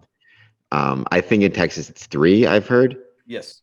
So you could say, okay, let's say, just out of an example, there's 100 lodges in Ontario. Then you could say, okay, the minimum number of Masons you need in Ontario is 700. Right. Because otherwise no lodge will be able to form quorum and they'll all go dark. Well, obviously you want more than that number. And then let's say, I forget there's a scientific study that showed the number of people that you can keep in your mind at one time is like 200, I think, something like that. Mhm. So let's say the maximum number you can have is um, uh, 20,000, 100 lodges times 200 Yeah. members or something. Like there's a number in there that we have to figure out what works best. I mean, I would think that the better solution would probably be not to worry so much about number of members, worry about number of lodges. Because Yeah. again, going back to that number, if you suddenly get an influx, let's say my lodge ends up getting 700 applications. Mhm. Well, the solution in that case strikes me as probably chartering a new lodge, because how are we going to keep track of 700 guys, right? But Yeah. that isn't saying the issue is a number of members. That's saying the issue is we don't have a sufficient number of lodges to deal with the number of applicants coming through. But there's a very interesting question. I mean, I think people know my view. I err on the side of the greater the number, the better for Freemasonry. Mhm. And the way to deal with the challenges of that is to look at chartering new lodges. But we're at a stage now where we're so far from needing to charter new lodges. I mean, no lodge is near, even if it's numbered names on a piece of paper, we're Yeah. averaging 10% attendance, if that, in most lodges. Yeah. Yeah. Some, there's one lodge I know of, it has 31 members. They get like, if you look at their numbers, they're getting like 70% attendance, Yeah. Yeah. but they're 31 members, and I mean, and they're having troubles paying the bills. Like it's a very interesting challenge, and for all the time I've spent on this, I don't know exactly what the answer is, except there's some number between the necessities of quorum and the ability for an individual, let's say ritual master, to keep the number of people in his head. Yeah. Within that, there's a sweet spot. I just think right now we're at the lower end of where we need to be. So that lodge that you mentioned there with the 70 members and at 70% of participation, excuse me, I'm heartburn there. With with the numbers that they're doing right there, what would be wrong about at least preparing? Because I'm of the assumption that when you start to get to 80% capacity, and I did this with some church building groups one time. When you get to 80% capacity, you really need to start thinking about expansion or building a new church at that point. Um, what would be the bad idea about them planning to start a new lodge with a new charter in the same building to change the day? You know what I mean? I don't think we need more buildings, but I would agree with you on the fact we need more charters to try and give more men different options on what days they can come to lodge. Because if we take it all the way back to the way that our communities work now, with the kids events and the families being different and the dynamics being the same. I mean, technically an 8 to 5 job isn't even the same now. So when we could take it all the way back to there, would it be bad to give more men options of when to come to lodge and just having a different charter? No, and when I say lodge, I mean charter, right? Like Yeah. the Masonic building is one thing where our lodge meets, and we're losing a lot of those, which is a whole other podcast Yeah. conversation. Right. Um, then there's the lodge or the charter, right? And the more options, the better. I mean, I'm a big believer in every lodge represents a chance to grow the fraternity. So the more of them you can have, the better. I've Yeah. fought hard to help keep Border Cities Lodge afloat, which I think is an important thing. Is I'm not a big believer in amalgamations, and I don't think those things are helpful, or lodges going dark and then the membership jumping to Yeah. different lodges. I've never been a big believer in that. I think it tends to make things worse and exacerbate problems. And again, though, it goes to that sweet spot of, okay, if like what is the attendance issues that you're seeing? What is the capacity issues? If you have a lodge, okay, let's say you have 70% attendance, Mhm. The 30% who aren't attending, are they not attending just because the night of the week um, isn't convenient? And if that's the case, are you in a jurisdiction where there's multiple lodges, multiple charters already meeting different nights of the week? Mm-hmm. In which case, what they're saying is probably bullshit, right? They can say, I'm not showing up because the night of the week isn't convenient, but it's like, hold on, yeah, your lodge meets Mondays. There's a lodge that meets Wednesdays, a lodge that meets Thursdays, a lodge that meets Fridays. Yeah. Why don't you just, affiliate with one of those lodges? And at that point, you can kind of, okay, you can call bullshit. If it's a situation where you have a jurisdiction where there's only one charter, Yeah. then you run into that question of, okay, maybe you can actually say, all right, no, there's a legitimate thing here. There's only one game in town, and 30% of the membership isn't able to show up on that night of the week, or they're saying they can't attend on that night of the week. Yeah. So in that case, maybe then Grand Lodges need to look at, we need to charter a second lodge in this jurisdiction to provide a home for that 30%. I mean, it's a very interesting, like I said, all of these things, they sound really simple. Mm-hmm. Like, is Freemasonry growing? Is it declining? It sounds like it's a simple question of, okay, well, how many members did you have last year versus this year? But when you actually start to get into the weeds of, when you say members, is that EAs? Is that Master Masons? Are they active? Are they not active? How do you Most of the time gauge activity? when I define members, I define Master Masons. Those are the ones who are paying their dues. There's the ones who's, in Texas at least, EAs don't pay dues, fellowcrafts don't pay dues. Master Masons pay the dues, they pay the per capita, and they get involved. They can hold off offices and stuff like that. So when I'm talking about members, it is in the Master Mason sense. Now, a lot of people don't understand that an EA is a brother, just as much of a brother as a Master Mason is. That's when your name changes from Mr. Candidate to brother. So a lot of people don't get that, but when it comes to the numbers and growth and health of your local Masonic communities, the EAs and fellowcrafts, that can be like a shot of insulin. But that new growth in Master Mason, that's where it's important to me, and that's just my personal viewpoint there. And that's one of those really interesting and fascinating differences between the jurisdictions, right? And ours, EAs pay dues. Yeah. They're able to take part in business meetings. But even for me, I'm not, the problem is I don't know how to possibly measure it, Mm-hmm. without asking more from the secretaries. I'm not even necessarily comfortable anymore with the idea of using membership numbers as a way to gauge the health of a lodge or the health of Freemasonry.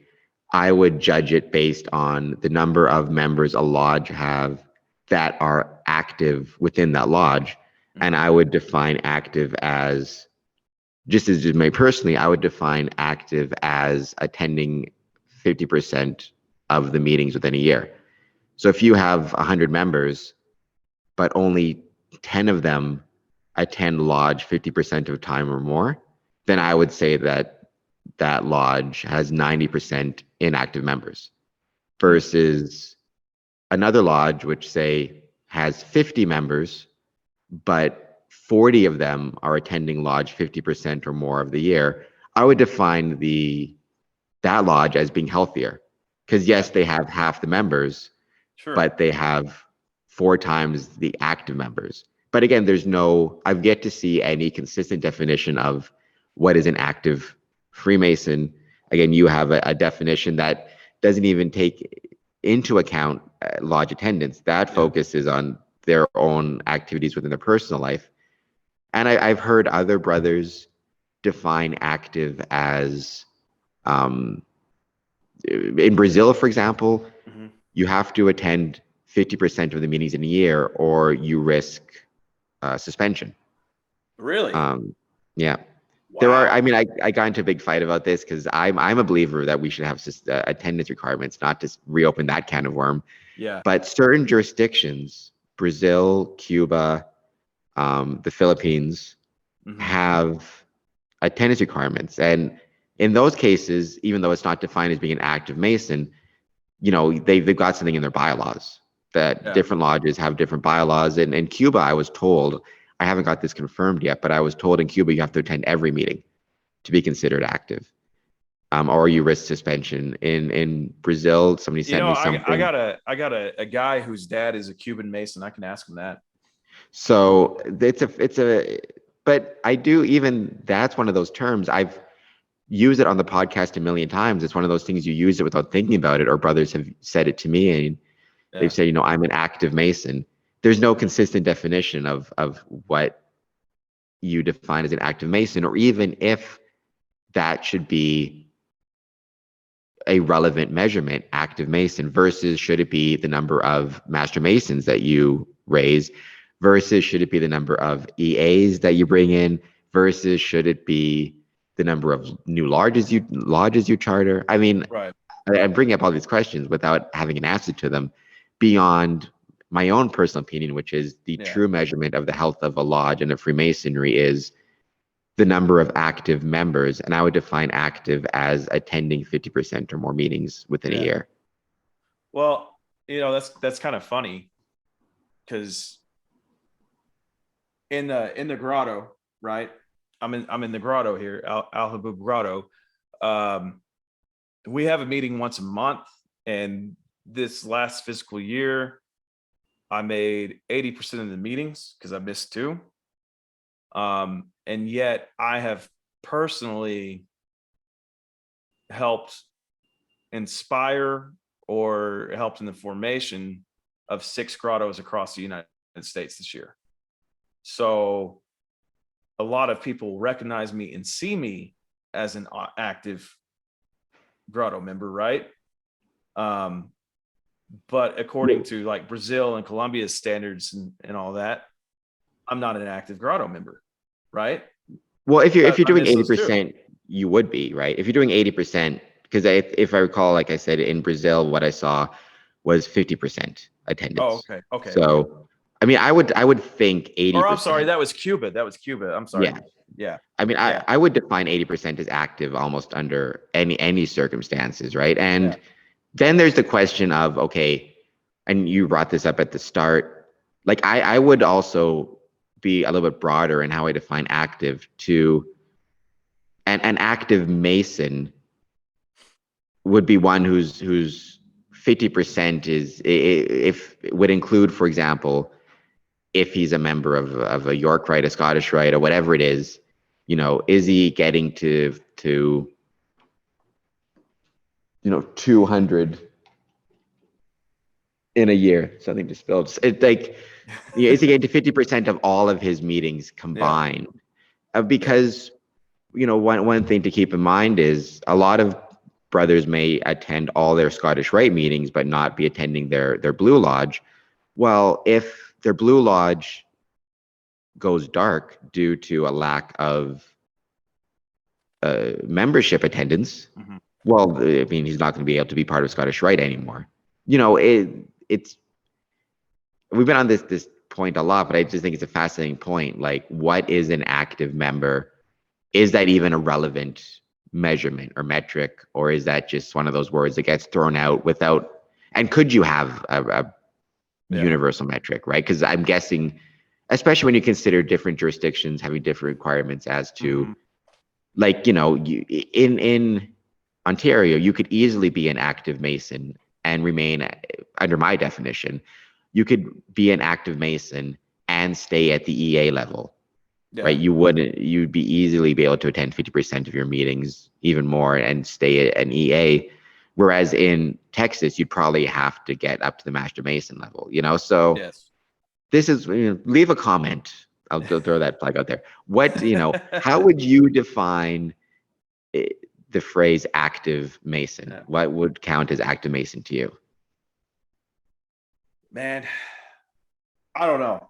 An active, it's like I said before, an active Mason is somebody who just has it at heart, always wanting to be a brother. But if we're looking at it in the lodge standpoints and attendance standpoints, but why? But does it have to be looked at in that standpoint? I don't think it does, because I mean, if I'm wearing my hat with my square and compass on it, and I hadn't been to lodge in a year, and somebody stops and asks me what a Freemason is in the grocery store, and I tell them about my lodge and tell them when we're having dinner, come join us next time we have dinner.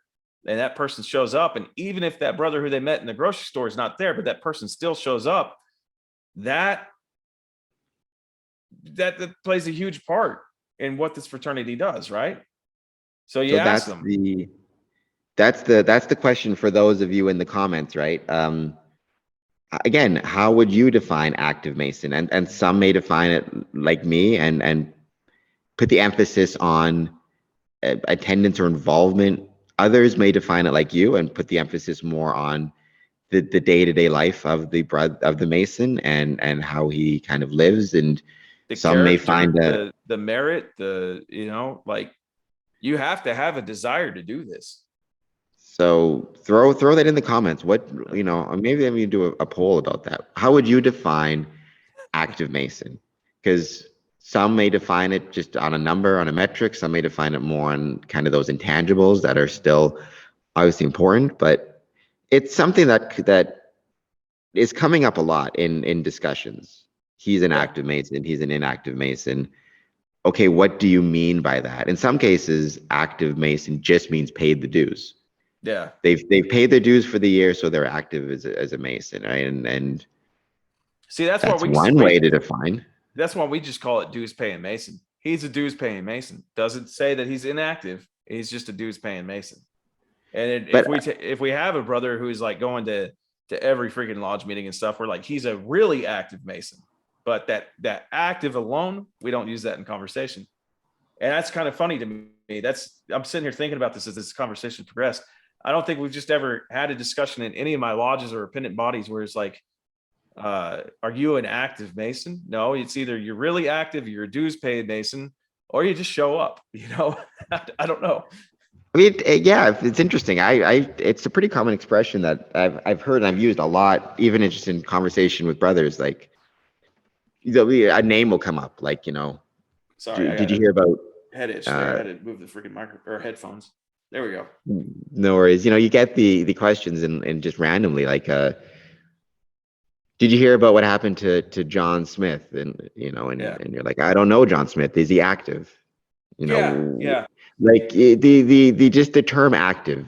Yeah. It's one of those terms that gets thrown around a lot without any clear meaning as to what it is. And I know many brothers who have said they're active Masons, and I've been like, I don't think I would not qualify you as an active Mason. Yeah. And other ones who are, very humble and don't ever use the term, will not describe themselves as active Masons, even though they're as active, if not more so than me. So I think that goes into the membership numbers and growth and strength of a lodge and all that stuff. Is what are we actually measuring here? I know I'm going to shoot myself in the foot on this one, and we could probably do a whole nother, 3-hour podcast on this statement that I'm about to make right here. But the only time that having an active Mason is important to me is when that Mason takes upon himself the duties of officership within the line, right? Because we have brothers that always use the excuse. I'm sure it drives you nuts too. Oh, my cable toe is just not long enough. Oh, this, oh, that. Well, it's of your own free will and accord to join the officer line. I need you to come to every meeting or as many meetings as you possibly can and actually serve and perform your duties, because that is also a really big indicator on how healthy your lodge is. And it's really hard for me to expect tradition to prevail if somebody hasn't sat in the chairs more than 4 times in the past 3 years. You become junior warden. Oh, you show up to 2 or 3 meetings. Now you're senior warden. Oh, you show up to maybe 4 meetings that year. And now you're worshipful master, and you don't know the names of all the new brothers who've come in. You don't really know the flow of business that we've been working on or what we're going to do, but you just want to come in, get your picture on a wall, and have that gavel for a little bit. Drives me nuts. So the only point where I get just ridiculous on the word active is when you're in the officer line, because at that point there, you have put a different type of cable toe upon yourself. You are at the head of the cable pulling. you can't be in the back slacking and just being like, oh no, we're pulling this ship in, because the cable tows are originally a term used to pull ships into dry dock.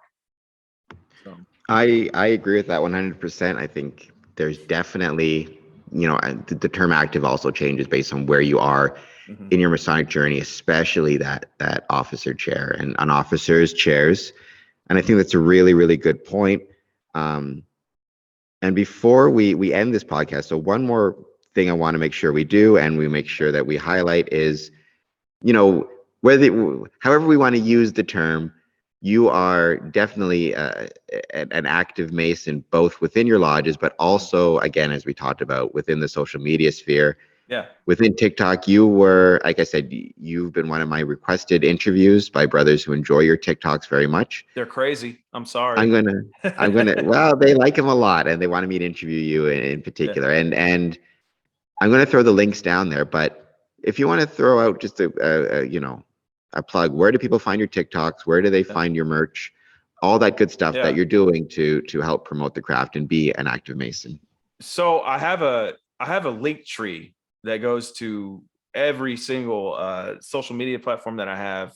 It goes to my merch, and it also goes to the charities that I'm donating to. And I also want to just throw out there as well, I have a link to every appendant body that I belong to or I'm thinking about belonging to. So you can find out more information of those appendant bodies as well. So that's my link tree. That is linktr.ee/brotherfluff. Yeah, I think it's just Brother Fluff on that one. So Brother Fluff. If you're looking for the TikTok, that is tiktok.com/@brotherfluffmm. The MM stands for Master Mason. That's because the original Brother Fluff account got blocked and banned, and it is no longer a part of this world or universe anymore. So tiktok.com/@brotherfluffmm. Instagram is instagram.com/bro_fluff. Twitter is twitter.com/brotherfluff. Yeah, brotherfluff. And then we have YouTube as well and everything. But here's the cool deal. If you just Google Brother Fluff, I am like the top 6 links there. And you can definitely find links to all my social media if you just go to one. And my merch store is onpointmasonicshop.com. The proceeds of profit made on that, we definitely give back to Masonic communities and Masonic charities, excuse me. And then I have a podcast that is On Point Masonic Podcast that can be found everywhere you can listen to Masonic podcast. We're just kicking this thing off. It's really fun. And the importance of that is it's a different type of podcast than any other Masonic one is, because in my opinion, I make it possible for even outsiders to understand what's being talked about, right? So if you think that you have a potential candidate or somebody who's interested in Freemasonry in your life, send them that podcast and just have them listen to it, because it can help answer some of those questions that they have that you might not feel comfortable answering. So that's what we're designing this podcast for. It's for everybody. I feel safe letting my kids listen to it. I'd let my mom listen to it, my wife listen to it. But I'm finding out that brothers of all types really enjoy it as well. So On Point Masonic Podcast, that can be found anywhere you can listen to podcasts today. All right, and the link tree and the links, check out the description. Check out all of Brother Fluff's very awesome stuff. And thank you so much for joining me from Texas and for your work as a Freemason and on TikTok and all that. Thank you so much. Oh, absolutely. Thank you for having me. And I just want to encourage you to keep up the good work. We appreciate you having us on. And as always, everybody out there, go out and do something good for somebody. So Mote it be.